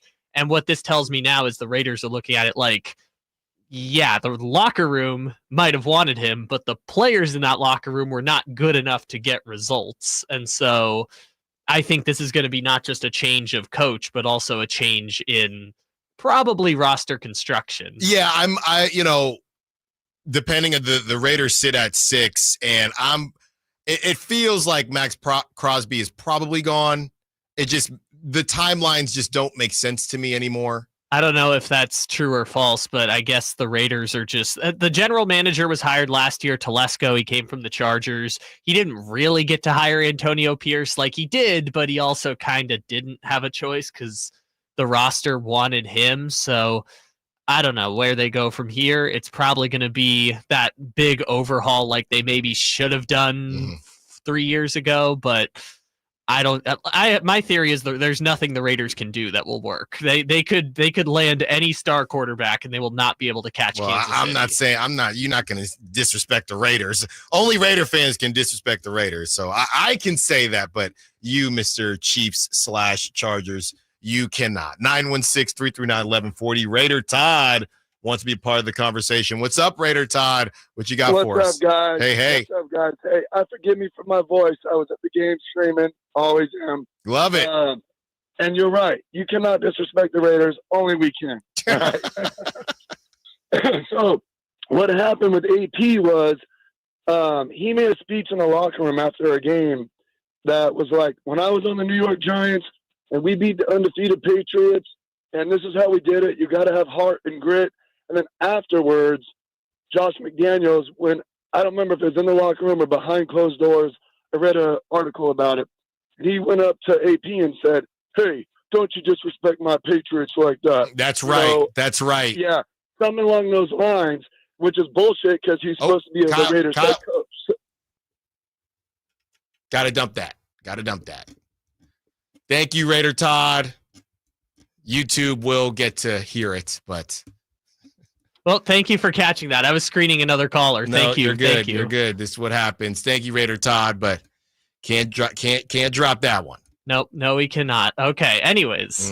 So, yeah, the Raiders, thank you, Raider Todd. He brought up that story, which is that it was the undefeated Patriots that he was disrespecting, and McDaniels was like, don't ever talk about them like that, because McDaniels was a coach on that team. But, yeah, but that was the thing. Like, Mark Davis hired him because Antonio Pierce felt like a Raider coach. And lo and behold, a year later, they bring in a general manager. They reset the whole thing, and look at it now. They're not really going anywhere. And and I don't think Antonio Pierce necessarily deserved to be fired. It's just the reasons for hiring him in the first place were not good ones. Well, I just think it turned into a lot of posturing, and I know there are new listeners every day on this show, but I am a Raider fan. It's tough. I grew up Raiders, Giants, grew up in Concord, California. Mom worked in the city, worked in San Francisco, so we went to a bunch of Giants games, and we had a close family friend and neighbor of ours they were huge Raider fans. So that's how you find a Giants Raiders person. They do exist in the wild. And, I think the bottom line is there was a lot of posturing with Antonio Pierce, that video that they did. I thought it was corny where he steps out of the car. It was just more of a brand thing to me. He's in a starter jacket. Yeah, he's in this puffy Raiders jacket. That's Raider Nation. And I wanted to see them actually win football games before doing all this. It just was, the whole thing was a bit corny to me. And I appreciate, I think AP was being legit, but it was a little bit too much rah-rah and just, I'm a ride for my guys, but okay, but can you win a game? And then the whole weird thing with, almost not going at fans, but talk to Tom Telesco and, fans being upset that the Raiders won too many games because the whole thing was kind of just done anyway. It was just a bit of a mess, and it just seemed like a brand play, and this whole Raider Nation brand thing versus just actually, it's good for the NFL, but can you just actually win football games? Look, every time I try to buy one of those dang starter jackets, I walk into the mall, in Arden or wherever it is, and they're $150. I'm not paying for that to look like Antonio Pierce and for a team that can't even tank the right way. So give me a break with that. All right, we see Rick on the line. We'll get to Rick on the other side. We still have this Jimmy Butler sound to get to, and we still need to talk about the odd man out of the Kings rotation. And Black Monday, more like Black Tuesday, as far as the NFL is concerned. Allen Stiles, Sackdown Sports. Domantas Sabonis plays here. He finds Sabonis, put the frosting on the cake, put the cherry on the sundae. Sabonis with a two-hand flush makes it 114-106. Sackdown Sports is your proud home of the Sacramento Kings. This is the story of the one who, as a maintenance specialist for a historic high-rise, knows that vintage charm historically needs constant attention. Which is why when it's time to upgrade turn-of-the-century mechanicals, they turn to Grainger. With easy access to 1 million+ products and the scale to deliver when and where you need them. The right tools and supplies are never far away. So the one can keep that vintage building running like new. Call, click Grainger.com, or just stop by. Grainger, for the ones who get it done. Ooh, ma. What was that? That is business phone bliss with the Ooma Cloud Phone System. It handles all our voice, video, and messaging needs. You sound very calm. I am. Ooma has everything I need to run my business more efficiently, like virtual receptionist, call routing, and video conferencing. And it starts at just $19.95 per month per user, plus taxes and fees. Ooma. Nice. Find your business comm at ooma.com/radio. Millions of Americans take medicine like Ozempic and Zepbound. Many of them are overpaying by thousands of dollars a year. These GLP-1 medications for diabetes, weight loss, and more may not always be covered by your insurance, but GoodRx can help. GoodRx helps you save every month on prescriptions at over 70,000 pharmacies nationwide. Best of all, it's free to use.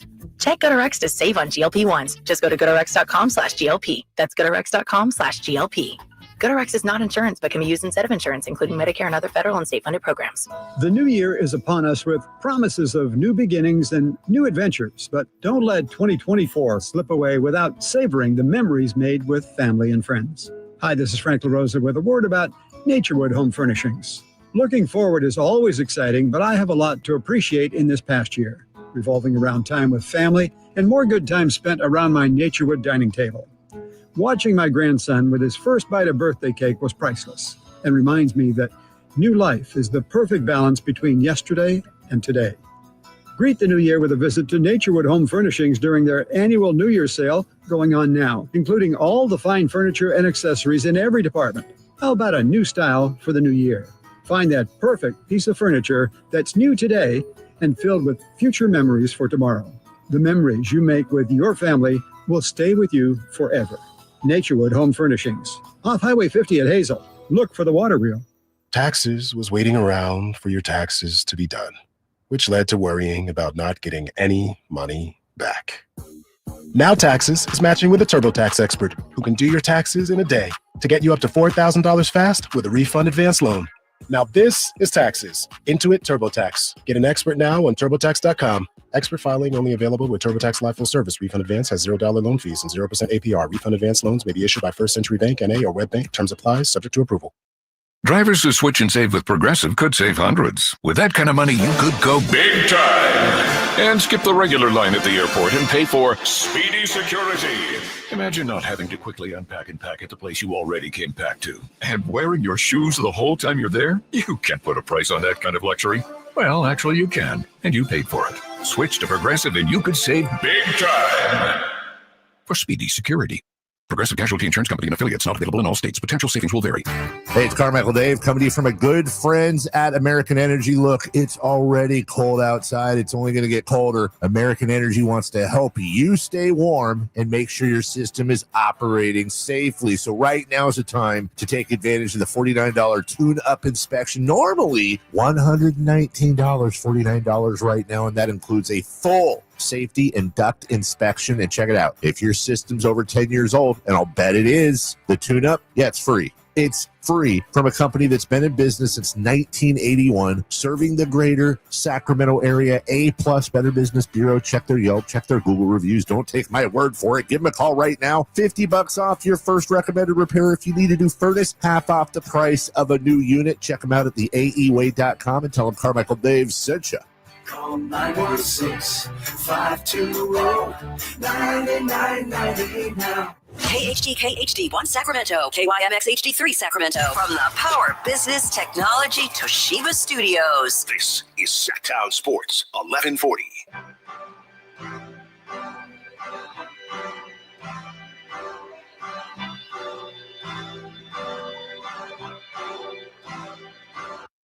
Your flagship station for the Beam Team, Sacktown Sports.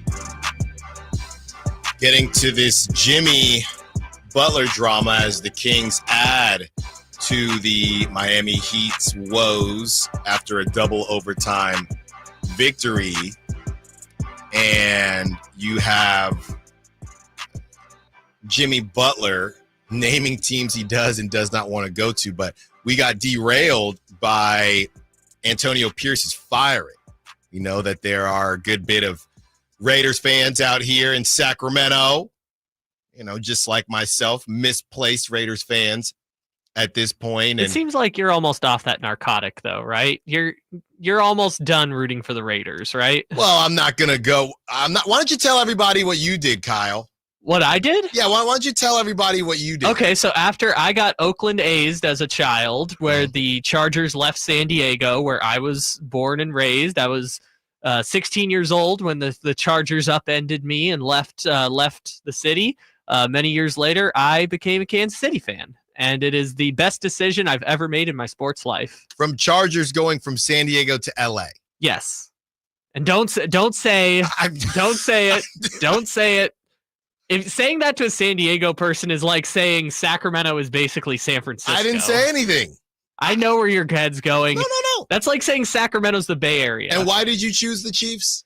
It's a long story. I didn't root for a football team for a couple of years, and then I had Patrick Mahomes and Tyreek on my fantasy team in 2018. This was the rookie season. Mahomes won MVP, and they lost in the AFC Championship game to the Patriots. And after that, I was just like, I'm going to root for this guy now. This guy's fun. And then they won the Super Bowl the next year. And big Patrick Mahomes guy. Hey, like I said, I don't police fandom. I wouldn't do it. But, you're not going to bring me into your leaving a team and switching over. Oh, you're not leaving the Raiders. You've just been hurt too many times. Yeah, I mean, I'm not going to sit there and I will watch a good game over watching, call it week 12. Whatever week 12 was on NFL Ticket, I'm watching whatever the best game is instead of the Raiders. Yes. I'm not watching the Raiders with their 3 wins because I'm a Raider fan. I'm not doing that. Yours is the case. You've been hurt too many times. You've watched too much bad football over the last 20 years that you're not going to sit down and watch every Raider game no matter exactly. what. And things get real. I'm all screwed up coming up here from being in the Bay, talking Kings now. The A's are now in Sacramento. We're the flagship for the Niners out here in Sacramento. So I find myself, it doesn't really matter what I like anymore. It's just whatever is out here and whatever we're talking about. That's what it is. And the Raiders ain't out here, and they ain't winning. Well, but they got starter jackets. Yeah. They smoke cigars and say, Raiders, when they're 4-25. And the good news for them is the Dolphins missed the playoffs this year, so the Raiders still don't have the longest playoff drought in NFL history. There you go. The Dolphins are still keeping it alive for one more season. So at least they got that. Well, as we talk about, you brought up the Dolphins, getting back to Miami, Jimmy Butler, we have this update. So Brian Windhorst was on ESPN this morning, and he had something to say about the Jimmy situation. Then Chris Haynes came out an hour or so later and had something else to say about the Jimmy Butler situation. And how does all of this connect back to the Sacramento Kings? Here is Windhorst. This is very simple, actually. It's very simple and old-fashioned, and something that the Hall of Famer here and Mr. Smith completely understand. This is about money. There's side issues. There's certain things about the system and feelings and everything that are involved. This is about money. Last spring, at the end of the Heat season, Pat Riley sat down in front of the cameras and said, we're not extending Jimmy Butler's contract. He has 1 guaranteed year left, 1 year on an option. Jimmy Butler wanted his contract extended. Bottom line. Now he's 35 years old. You can debate about whether or not the Heat should have extended his contract after he had a year last year where he missed a lot of games, including their playoff series, but he wanted it done. And once the Heat made that decision, we were, in one way or another, probably on to this path. And maybe this regular season could have gone differently, but that's what this is about. This is about his next contract getting paid. And, you could argue, and the Heat actually are, that if you're being paid $50 million this year, that you should focus on this year. And that's a reasonable position. And certainly if I was advising Jimmy, I would have advised him to try to have an incredible year. But that's not how Jimmy has decided to go. He doesn't feel in the way that the Heat are playing this year he can have a great season. And so here we are. Now, we have a big problem here because Jimmy Butler isn't going to extend with any team. And so because teams know that, they're offering the Heat right now the poo-poo platter. There is only one team that is ready to pay Jimmy Butler exactly what he wants, and that is the Phoenix Suns. And there you have it, the Phoenix Suns. And this then happened after Windhorst says what he said. Now you have Chris Haynes with a Haynes update. This was right before the show. This is what Chris Haynes had to say. League sources just relayed to me that the Memphis Grizzlies, along with a few other teams, have received word that Miami Heat star Jimmy Butler has no interest in being traded there. So now it's the Grizzlies. And then I saw Kevin O'Connor say that the Bucks have been notified that Jimmy doesn't want to go to the Bucks. So, and I think this is all because of, like Windhorst said, the money. So basically it's Suns are bust for Jimmy, and Jimmy can just, hey, I'll just go into free agency, even though I think that, yeah, the opt-in that he has, a player option, I guess he's just going to walk away from that. I don't know who else is going to pay him $50 million, but that's Jimmy's decision. So now you have a conversation between the Heat and the Suns, and then you have Bradley Beal then saying he's got to waive his trade clause to say that he wants to go to Miami, which I believe he has said. Then you have to ask the question if Miami wants Bradley Beal, but is this a matter of we don't necessarily want Bradley Beal, but we don't want to lose Jimmy for nothing. No, the answer to that question is under no circumstances will Miami take Bradley Beal's contract. So this ends, in my opinion, with what? Jimmy sitting out the rest of the season, opting out. Miami gets that money off the books, and Miami just looking for a star. Because once that money is off the books, that affects who they can trade with. Because that now that you have to match money, even if you have open money, you can't just, well, we're going to trade this person because we have open money. You have to make the money match. Yes. So once Jimmy walks out the door, to bring this back to the Kings, if Jimmy walks out that door, does that mean that the Heat would be out on De'Aaron Fox? I don't know, because in the offseason, it's a little bit easier. One, because you only have to match salaries with whatever Jimmy's next contract is going to be, which I presume is going to be less than the $48 million he's making right now. I don't know if that's for sure, but if he signs straight up with another team for a max, it's like $50 million. And if you think Jimmy Butler's going to get a max for 2 years, maybe. But what's interesting is Miami doesn't want to take on another team's deal. So now you need a team willing to take on Bradley Beal.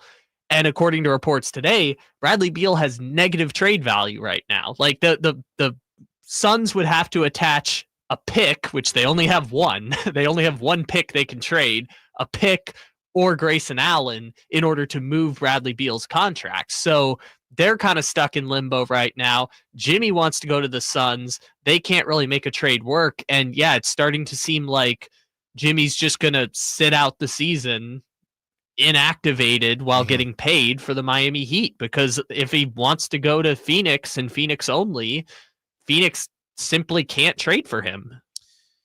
Messy stuff. And again, it makes me feel much better about the De'Aaron Fox situation. And now the Kings are winning, so that makes me feel even better. And the Kings beat the Heat without De'Aaron Fox, so that makes me feel even better. The Jimmy Butler business is just not a business I would want to get into.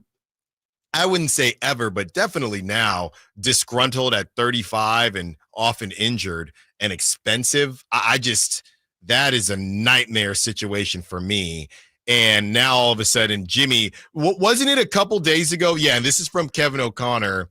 This was this morning. A lot of rumblings that Milwaukee Bucks have also been informed not to trade for Jimmy Butler.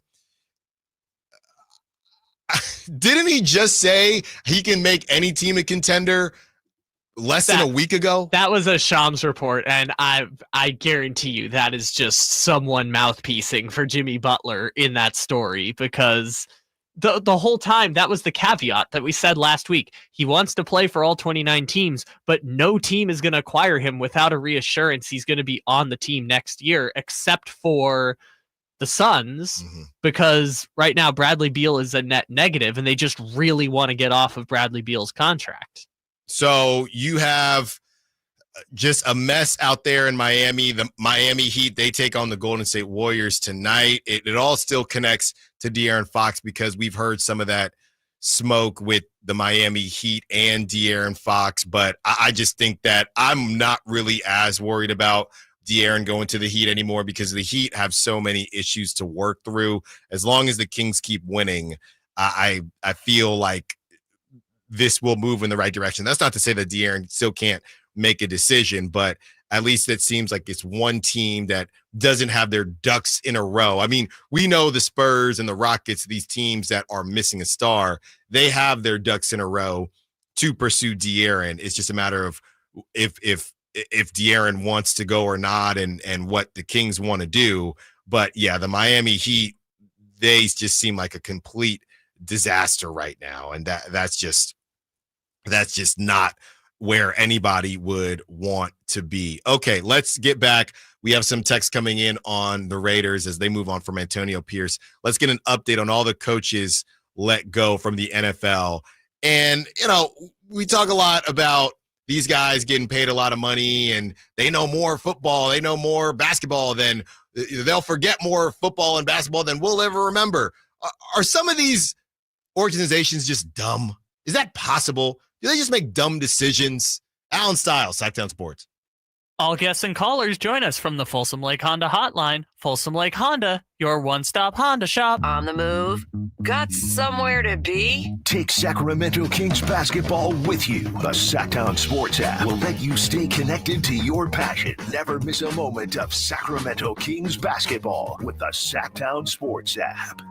Progressive presents Renter's MVP's Most Valuable Possessions.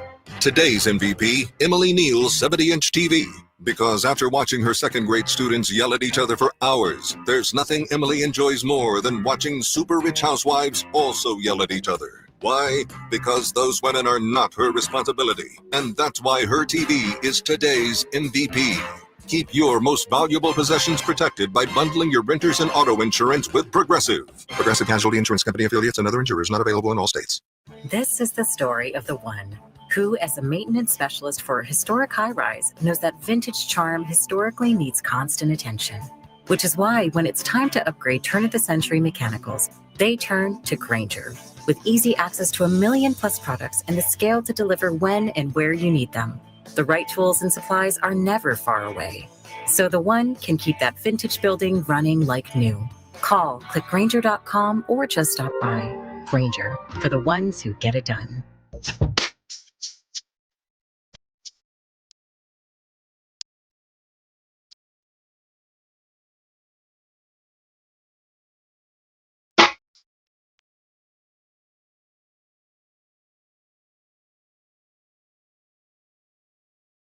By the local 6 a.m. to 6 p.m. Monday through Friday. Sacktown Sports.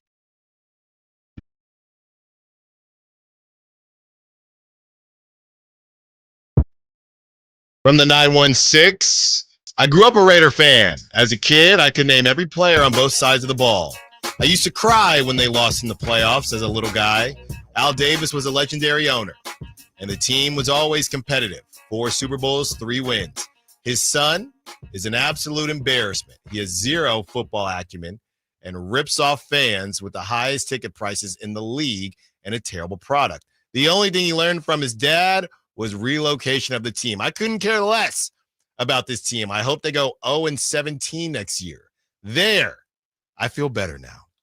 We're here for you, 916. Good. And look, as someone who also used to root for one of those terrible, terrible franchises that torments their fans, I'm here for you. Again, I don't want to make fun of Raider fans. I just want them to know you can quit. You don't have to keep doing this anymore. They've been bad for 25 years. I don't think it's going to be worth it. But where would you go? Just don't. Where would you go? You just don't have to actively make your life worse, is all I'm saying. Like, for example, I left the Chargers. Did I go anywhere at first? No. I just spent 2 years vibing. Eventually, you'll find someone new. Eventually, you'll find a team that calls to you and treats you with the respect that a fan base deserves. But no, you're just stuck being a Raider fan, or a Charger fan, or a Falcon fan, or a Brown fan, or a Lion fan. But the Lions thing is finally working out now. It only took 60 years. I don't know. What I do know is that a lot of guys are jobless, okay? And Robert Saleh has been jobless, and then he popped up with the Packers. Robert Saleh was fired in Week 5. New Orleans Saints fired Dennis Allen in Week 8. Chicago Bears fired Matt Eberflus after Thanksgiving. And now you have the recent ones. Gerard Mayo fired at the end of the season.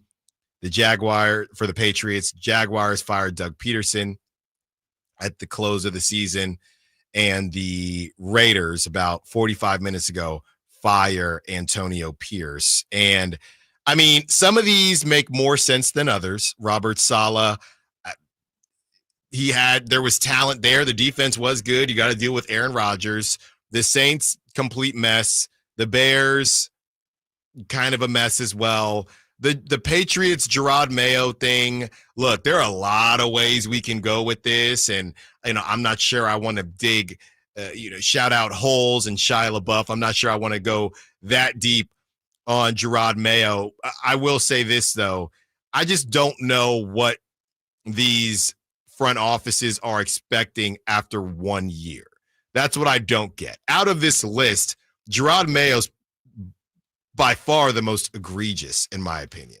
I don't know about egregious, but Gerard Mayo, Robert Kraft's statement was terrible, where he just said, I set up Gerard to fail. Like, he will be a great head coach, but he wasn't ready, was basically what he said afterwards. And I guess of all those options, yeah, I guess Gerard Mayo would be the most maligning, because one, he only got 1 year. Two, that's what I'm saying. But two, he's replacing Bill Belichick, right? And when I assume the reason they fired Gerard Mayo is that they have a pretty good idea Mike Vrabel is going to be the next head coach, right?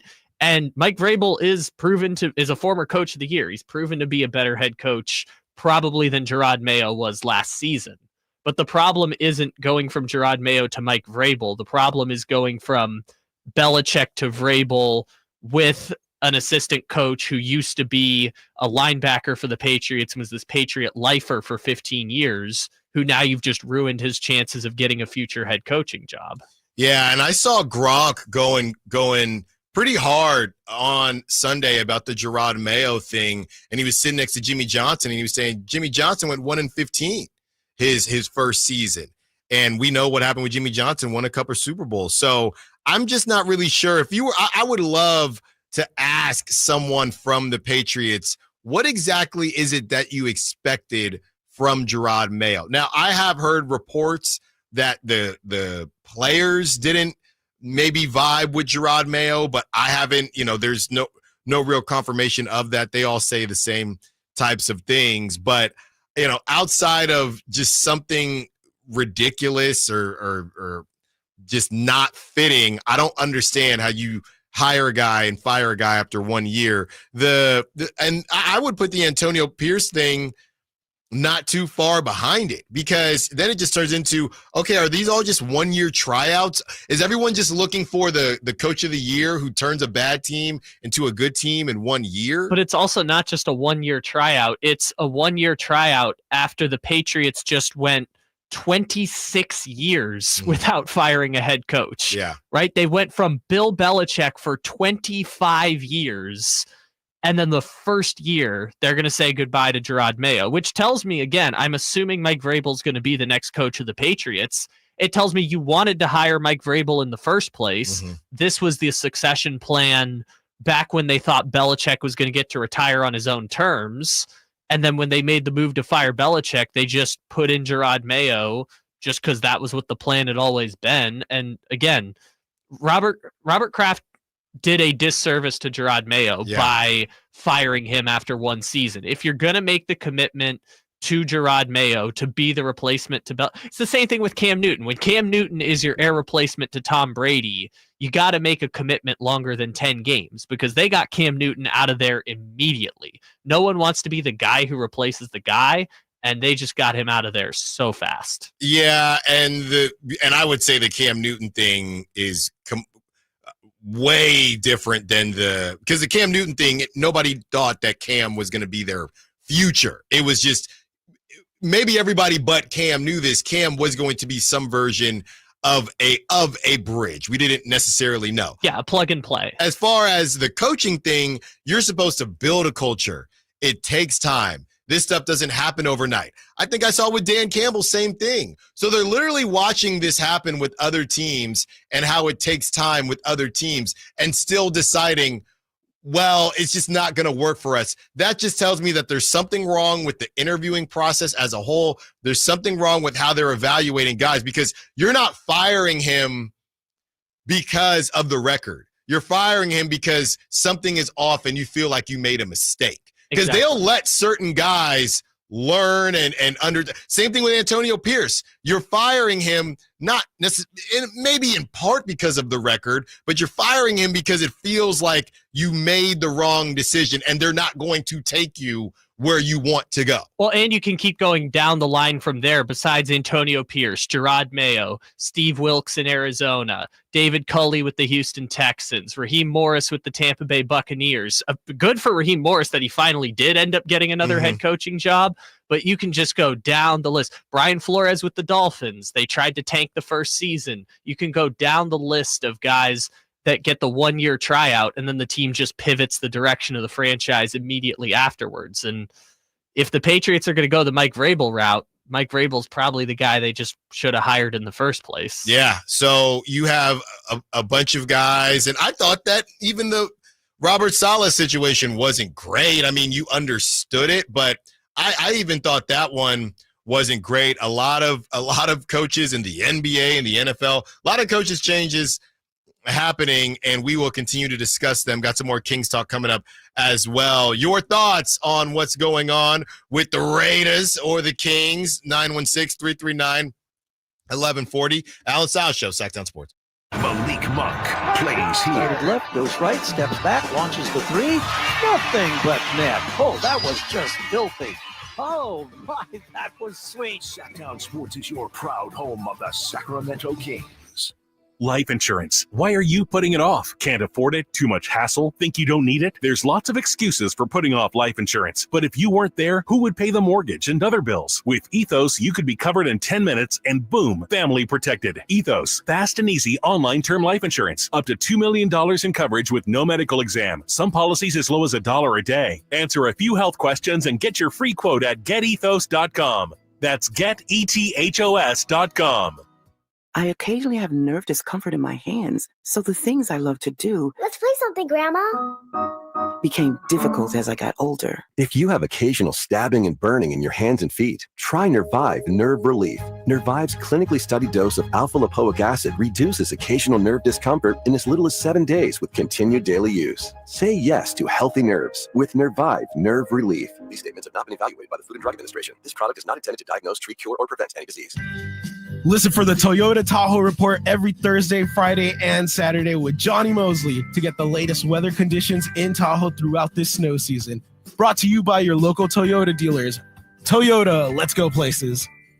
Start the year strong at InShape Fitness. Play basketball, try yoga or Pilates, or work with their personal trainers to create a happy new you. And look for Sacktown Sports Team before the next Kings game to grab your free Kings InShape Rally Towel. Join today at InShape.com. We are in shape. You are ready. It's a myth to think you don't play golf well enough to get fitted for golf clubs. The professionals at the Hagen Oaks Player Performance Studio would argue that playing the game with golf clubs properly fitted to your body and swing characteristics is the best way to improve your game and have more fun on the golf course. With a professional staff of fitters, all the major brands of equipment, and cutting-edge technology featuring TrackMan, the indoor-outdoor Hagen Oaks Player Performance Studio is worth a look. See for yourself, Fulton Avenue at the Cap City Freeway. Schedule your fitting at 916-808-2531, 808-2531. There's a reason why more and more people are coming from all over to Sacramento Chrysler Dodge Jeep Ram. Folsom, Elk Grove, Woodland, Roseville. And it's not just because they're centrally located next to Hagen Oaks Golf Course. It's because they make the car buying experience different than anywhere else. Yeah, of course they can get you a great price. That's the easy part. Where their general manager, Chuck Dean, and his team really make a difference is they don't believe you should have to sacrifice great customer service to get a great deal. Stomp on in today and see for yourself. That's Sacramento Chrysler Dodge Jeep Ram. It's the place where a handshake still means something. California's largest sportsman's expo is back, January 16th at Cal Expo in Sacramento. We've got more tackle. Grab deep discounts on a huge selection of fishing gear, apparel, and accessories at the giant Fisherman's Warehouse booth. This is the place to discover your next adventure, nearby or around the world. Your life outdoors at the International Sportsman's Expo, January 16th through 19th at Cal Expo in Sacramento. More info at sportsexpos.com. What sets Ashton & Price apart from other injury law firms? I'll tell you. From beginning to end, all important legal decisions are made directly between our clients and their experienced local attorney. A gate agent flying the plane, the receptionist performing surgery, not a chance. There's simply no substitute for the unique power of the direct attorney-client relationship offered by Ashton & Price. And there's never a fee until we win, and between you and me, we win a lot. Remember, for the best advice, don't think twice. Call Ashton and Price. Sacramento's premier country music festival, Country in the Park, is coming back May 16th and 17th at Cal Expo with Bailey Zimmerman, Billy Currington, Cole Wetzel, Nate Smith, and more. You'll enjoy food trucks, rock walls, and a mechanical bull, line dancing, and more. Single-day GA tickets start at $52 at CITPFest.com. Country in the Park, May 16th and 17th with Hoblit Chrysler Dodge Jeep and Ram Center. Find out more at CITPFest.com.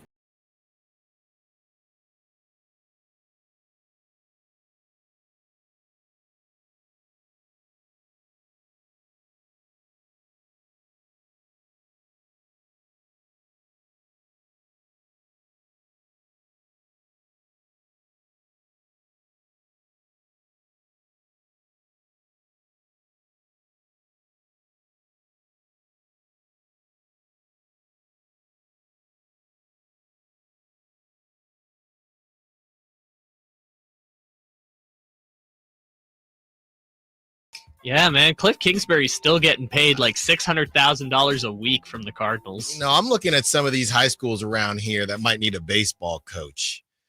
And maybe, you figure school ends around 2. Okay, so I finished the show, coach a team to a couple state championships. We're jumping that far already. Next stop, NCAA.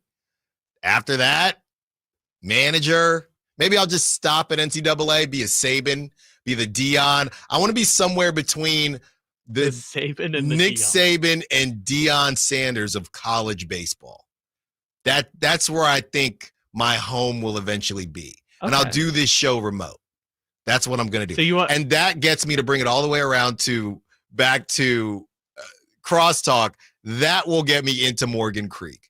This whole story, the whole circle is coming around now. This whole show is about you visualizing your future at Morgan Creek by being, let me just check the tape real quick, somewhere between the Nick Saban and Deion Sanders of college baseball. That's where I'm looking to go. Well, let me ask you this. If let's say that you become a state champion high school, when I'm sure you're the first former professional baseball player to decide I could be a state champion high school baseball coach. So when you do that, sure. And then I sense some cynicism there, but continue. So then when you get to the college level and then when you become a college champion, let me ask you this. Can you name the most famous college baseball coach right now? Augie Garrido. Where are they at? Well, I believe he's passed on now. I believe Jay was coached by him. Oh. Of UT. Okay. Yeah, Augie. I just meant right now. Right now? Because I'm struggling to think of any college baseball. I know the programs that are really good. Yeah, Tennessee coach. Oh, the name escapes me. But, yeah, he's my guy, the Volunteers coach. The Vanderbilt coach is great. Yeah. But, again, they're not Nick Saban or Deion Sanders. They're the Vanderbilt coach. But you know what I like? I don't mind that because, I get to go grab my groceries. I'm kidding. I love literally. I think the most famous college baseball coach I know is the Alabama coach that used to be there, and that's only because he tried to place bets at a Cincinnati Reds game one time. So So I'm talking about Tony Vitello. He's the head coach of Tennessee. I can't believe you just pulled that out of your head like that. No, Tony Vitello, and by the way, pretty good looking dude. I mean, this is my future. This is my future here. So, I'm not going to say Sac State. I don't want to come for anybody's job, but I think in a couple years here, we're going to have something cooking. Spencer Hall has one of the best points I've ever heard, which is the best job in the world is to be a fired professional sports coach. That's what I'm saying, man. The best job in the world is to be a fired college football or NFL or NBA head coach. But the thing about these people is, and I'm not saying it as a bad thing, they draw so much of their identity from coaching and helping young people. That's right. That I want to help the young people. Exactly. But the Gene Chisicks of the world just will go be defensive coordinator at Wake Forest, even though they've made $50 million in their career because it just keeps calling them like the Green Goblin mask. I'm just saying, man. So, this coaching thing, it's going to keep calling my name. And why wouldn't it? Even though you can get canned at any point in time, De'Aaron told us, hey, you still get paid. So, but you'll be there at Morgan Creek. That's right. But I will be shooting barely scratch golf if I'm lucky at Morgan Creek when that happens. Kyle, this story came out and it is about Bradley Beal. And this is from Brian Windhorst and Arizona. I mean, the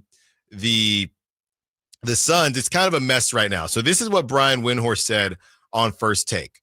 Here's the quote. Let me put those rumors on Beal to rest. They are absolutely trying to trade Bradley Beal. One of the cardinal rules in sports is you never devalue your players, your assets. They put him on the bench. You may say, why would they do that? That's because, guys, this situation is bleeped.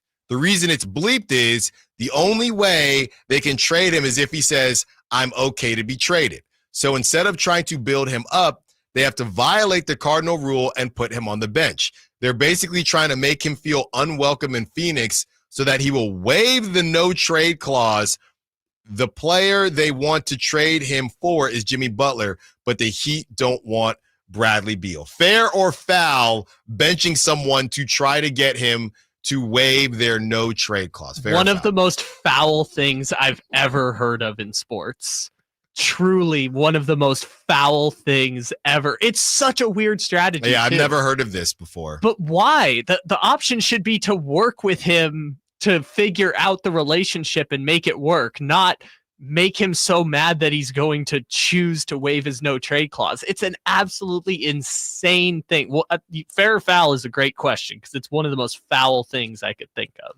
I think it's foul, and I think beyond it being foul, it's just not how you do business because you are acting. It's a very compulsive way to act, and we've seen this with the Phoenix front office and with ownership over there.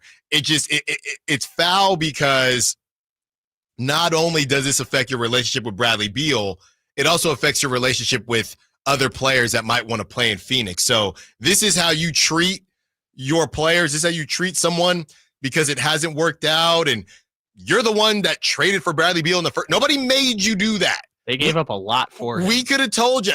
Most NBA fans and viewers of the game, even if you don't follow that closely, could tell you, yeah, Bradley Beal kind of overrated, kind of overpriced, and also can't really stay on the court. But you chose to make that move.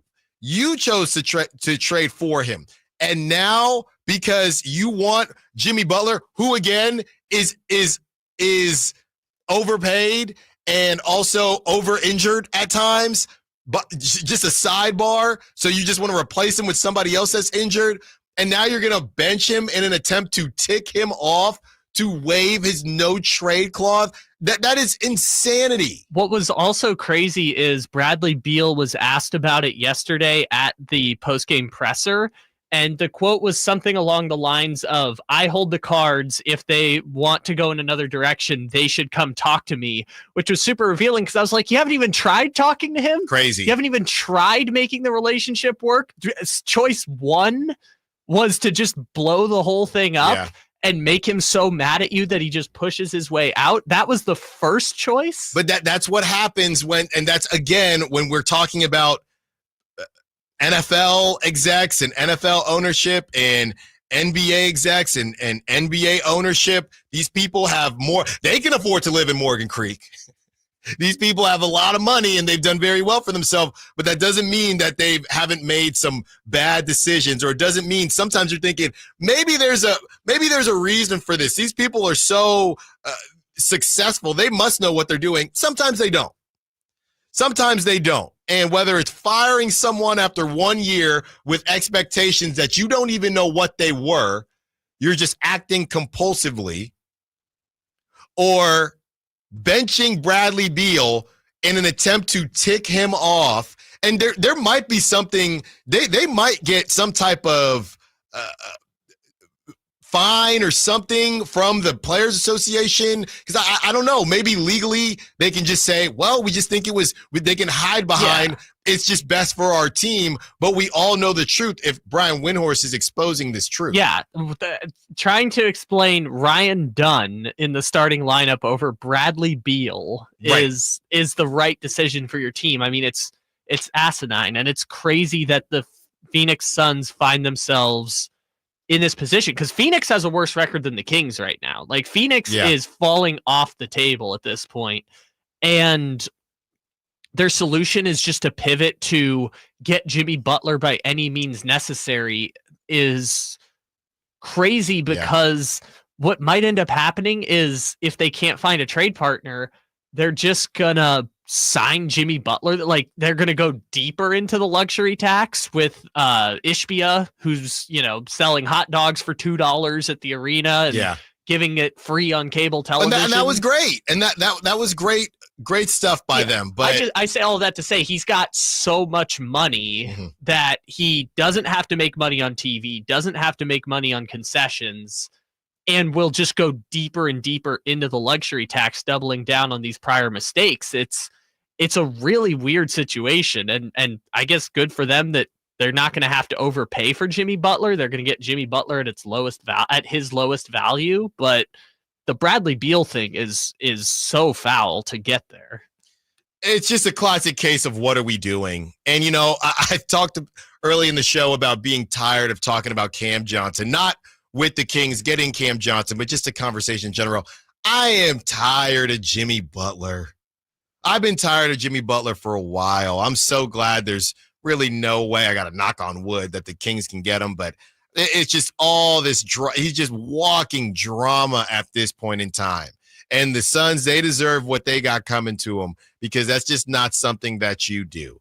You don't blame other people for your mistakes. You added someone to your team with a no trade clause. Come on. Figure it out. And they don't even want to try to make it work either. It doesn't sound like it. So unless somebody is not being truthful, whatever the case is, but I believe Brian Windhorst. I'm talking about between Bradley Beal and the organization. What we do know is that Bradley Beal is not in the starting lineup right now, and he's getting paid a lot of money. Whitey Gleason joins us to talk about my future as a championship NCAA baseball coach. And we also talk some Kings during crosstalk on the other side. Allen Stiles, Sacktown Sports. Friday night, Kings and Celtics. Game night with Scott Marsh and the high flyer Henry Turner starts at 3. Tip-off at 4:30. Your exclusive home for the Sacramento Kings. Sacktown Sports, 1140. Power Business Technology is proud to be a 100% independent, locally owned and managed Toshiba copier dealer. Local ownership cuts out the red tape, allowing ourselves to never be too busy to personally answer the call when our clients need us. Recognized for excellence in service execution, training, and customer service, we're proud to be named a Toshiba ProMasters Elite Dealer since 2021. Contact us today for all your business printing needs at 844-POWER-BZ. That's 844-769-3729, or visit us at powercopiers.com. For a precision-crafted performance, the decision is easy. A new Acura from Acura of Stockton. Get the driving experience you've been waiting for in a new Acura. Get the best selection and customer service you deserve from Acura of Stockton. Shop in person or use our online express store at AcuraofStockton.com. Acura of Stockton will buy your trade, even if you don't buy from us. Don't settle for less than precision-crafted performance of a new Acura from Acura of Stockton and AcuraofStockton.com. This is the story of the one who, as a maintenance specialist for a historic high-rise, knows that vintage charm historically needs constant attention. Which is why when it's time to upgrade turn-of-the-century mechanicals, they turn to Grainger. With easy access to 1 million+ products and the scale to deliver when and where you need them. The right tools and supplies are never far away. So the one can keep that vintage building running like new. Call, click Grainger.com, or just stop by. Grainger, for the ones who get it done. When you're hiring, have you ever felt like you're missing out on meeting great candidates? Well, they're not hard to find when you go to ZipRecruiter. Every day, ZipRecruiter helps people who are actively looking for jobs like yours, so it's easy to find the right person fast. 4 out of 5 employers who post on ZipRecruiter get a quality candidate within the first day. Try ZipRecruiter for free at ZipRecruiter.com/free. That's ZipRecruiter.com/free. Hey, can you blow up some balloons for Jack's party? I can't. I'm so congested. You need Sinex Saline from Vicks. Sinex Saline nasal spray. Yeah, just Sinex. Breathe. Sinex Saline instantly clears everyday congestion associated with colds and year-round allergies with a gentle, ultra-fine mist that's no mess and easy to control. Daddy, we need more balloons. On it. Enjoy life's important moments without congestion. Try Sinex Saline from Vicks. Just Sinex. Breathe. Use as directed. William is one of millions of Americans who uses GoodRx to save on the cost of their prescriptions. My oldest daughter, Camilla, 2 days old, she had to have open heart surgery. All of a sudden, she's on 5 different medications. It adds up at the end of the month. Me and the pharmacist got so tight. She said, GoodRx saved you a lot of money. Saving that extra $200-300 a month. We're able to do all these extra activities, so it puts less stress on our household, and it puts less stress on our pockets. Download the free app or visit GoodRx.com and start saving today. GoodRx users are compensated for their time. GoodRx is not insurance, but can be used instead of insurance. Chevy sends you $8,000 off MSRP on new 2025 half-ton Silverado LT and RST after rebates. Resolve to save now with $8,000 off new Silverados at MaidaChevy.com. Together, let's drive. See dealer for details. Best on 2011 or newer Chevrolet.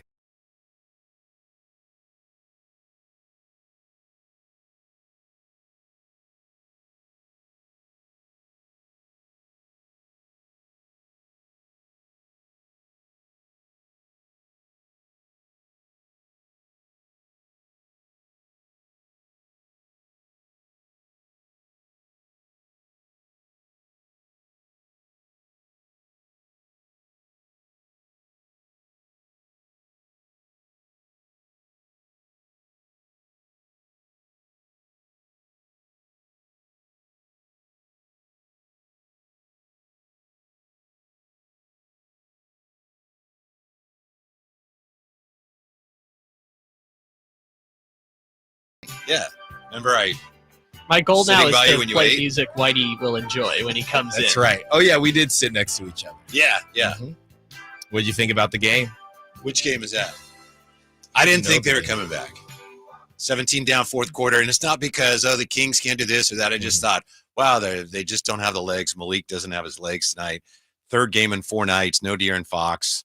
I don't think they're going to climb out of this hole. But they did, Allen. Yeah. And, well, did it feel like it was actually over, though? Because it just felt like the Heat, weirdly enough, they weren't doing the Heat culture thing. And maybe that's because everything they're dealing with Jimmy. But it felt like the door wasn't closed. And I don't know if that's more about the Heat or more about how the Kings are playing right now. But it didn't feel like it was over. But I will say this. They had to start that comeback exactly when they started. Right. They timed that out well. Yes. So they get it taken care of. They get it done. And now, of course, I'm seeing not everywhere, but some people saying Malik's got to go back to the bench and Keon's got to start. I think that's insane. At least let him lose a game, right? Sure. And you may get your wish here before long. The play that no one talks about that was, I think, a great play, and I know it's a basketball player supposed to make it, is when Malik, they're down 1 and he gets kind of stuck in the lane and he misses a shot, and Jaime Jaquez comes down with the ball and somebody fouls him right away just before he releases. Yeah. If no one fouls him right then, they run the clock out. Yeah. I don't know if that was just kind of luck or if that was done on purpose. And if it was smart, it's like, that's your only play there. And I believe, wasn't him. that Keon? I'm not sure who it was. Yeah, I feel like it was either Keegan or Keon. But without that, you don't have a chance to win the game. The clock runs out on you. Right, and they tried to, Bam was trying to argue something. The Bam versus Domas conversation, that's done, right? I think so. And I was reading a lot from the Heat fans, and they were just saying that Bam, his offensive bag, if you will, he just regressed pretty darn bad. I mean, every time, I don't watch the Heat that much, but every time I watch him, I just think, what is he supposed to be good at? Yeah, I don't know. I don't know if he's banged up or if he's bothered by the Jimmy stuff, but against the Jazz, if I'm not mistaken, he went without a field goal for the first time since 2019. Yeah. Well, it's funny because it's nice to have that little mid-range jump shot that he has as a counterpunch to the post moves. But he doesn't have any post moves. So all he really has is that mid-range jump shot. I mean, you would think in my mind, okay, I'm thinking Tyler Hero's going to have at least 2 or 3 assists, just lobs to Bam. And I don't think he doesn't do that. So I just don't really know what he does. Yeah. Jaime Jaquez Jr. has some nice post moves. Huh? Yeah, but he blew the game for him. Yeah, I know. Oh, how come Spo didn't come out and hug him? Yeah, he blew the game for him. You can't miss both free throws. And the Kings, Whitey, as they win these games, obviously there's still conversations about moves to be made. Somebody called it the new coach bounce when a team has just got a new little bounce to them. And the question is, hey, how long does this last versus this is actually just a good coach and this culture is legit.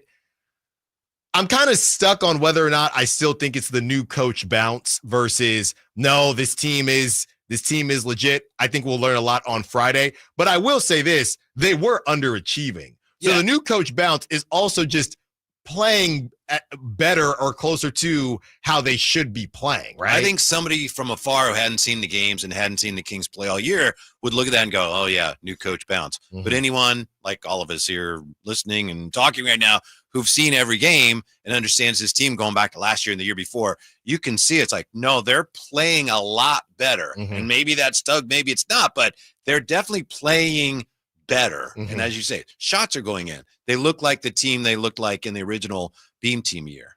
Finally, for whatever reason, and new coach bounce, that might have a little bit to do with it, but it's much deeper than that. Yeah, I'm playing good basketball. I'm going to ask you fair or foul here. Foul ball! Because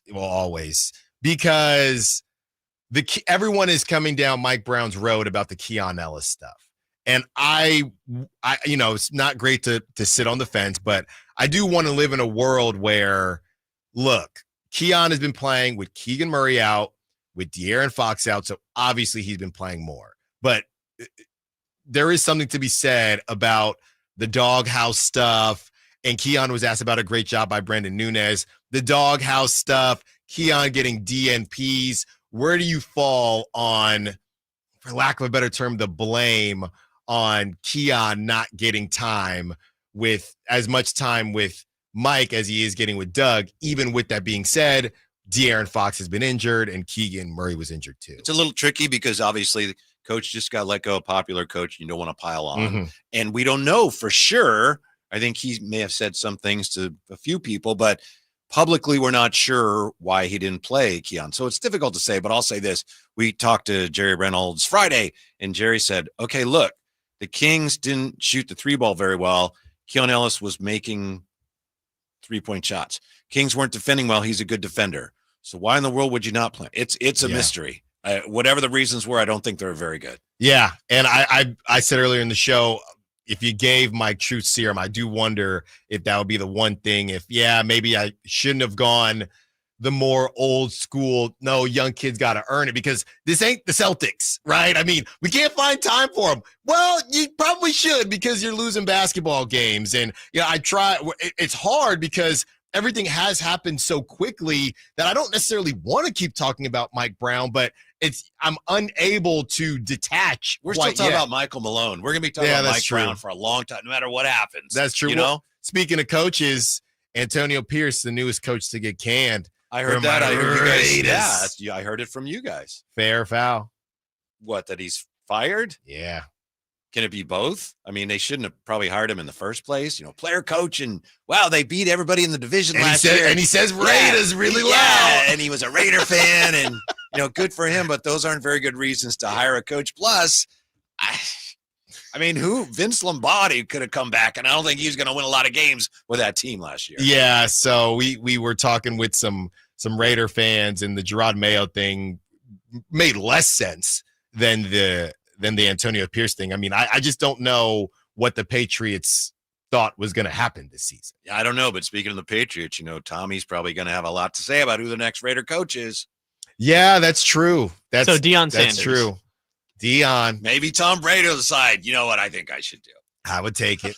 I hear Bill Belichick might be looking for an NFL job. Speaking of coaches, Whitey, I was telling Kyle my future. And, I love radio, and I'm not saying that I'm going to move away from radio, but, I do think that my path is you win a couple state championships coaching in high school. What sport? Baseball. Oh, baseball. Okay. Because we were just talking about football. So no, but now I want to be someone. How does this sound to you? I'm somewhere between a Nick Saban and Deion Sanders for college baseball. That doesn't sound right to me. What? The argument I made is no one knows the name of the Nick Saban to Deion Sanders of college baseball. Sounds like opportunity. Sounds like opportunity to me. Yeah. Right, Whitey? I think you'd be more like Nick Sorensen. Nick Sorensen and Colonel Sanders. No. Nick Sirianni of college baseball. No, that's ridiculous. So, I stack up a couple state titles there.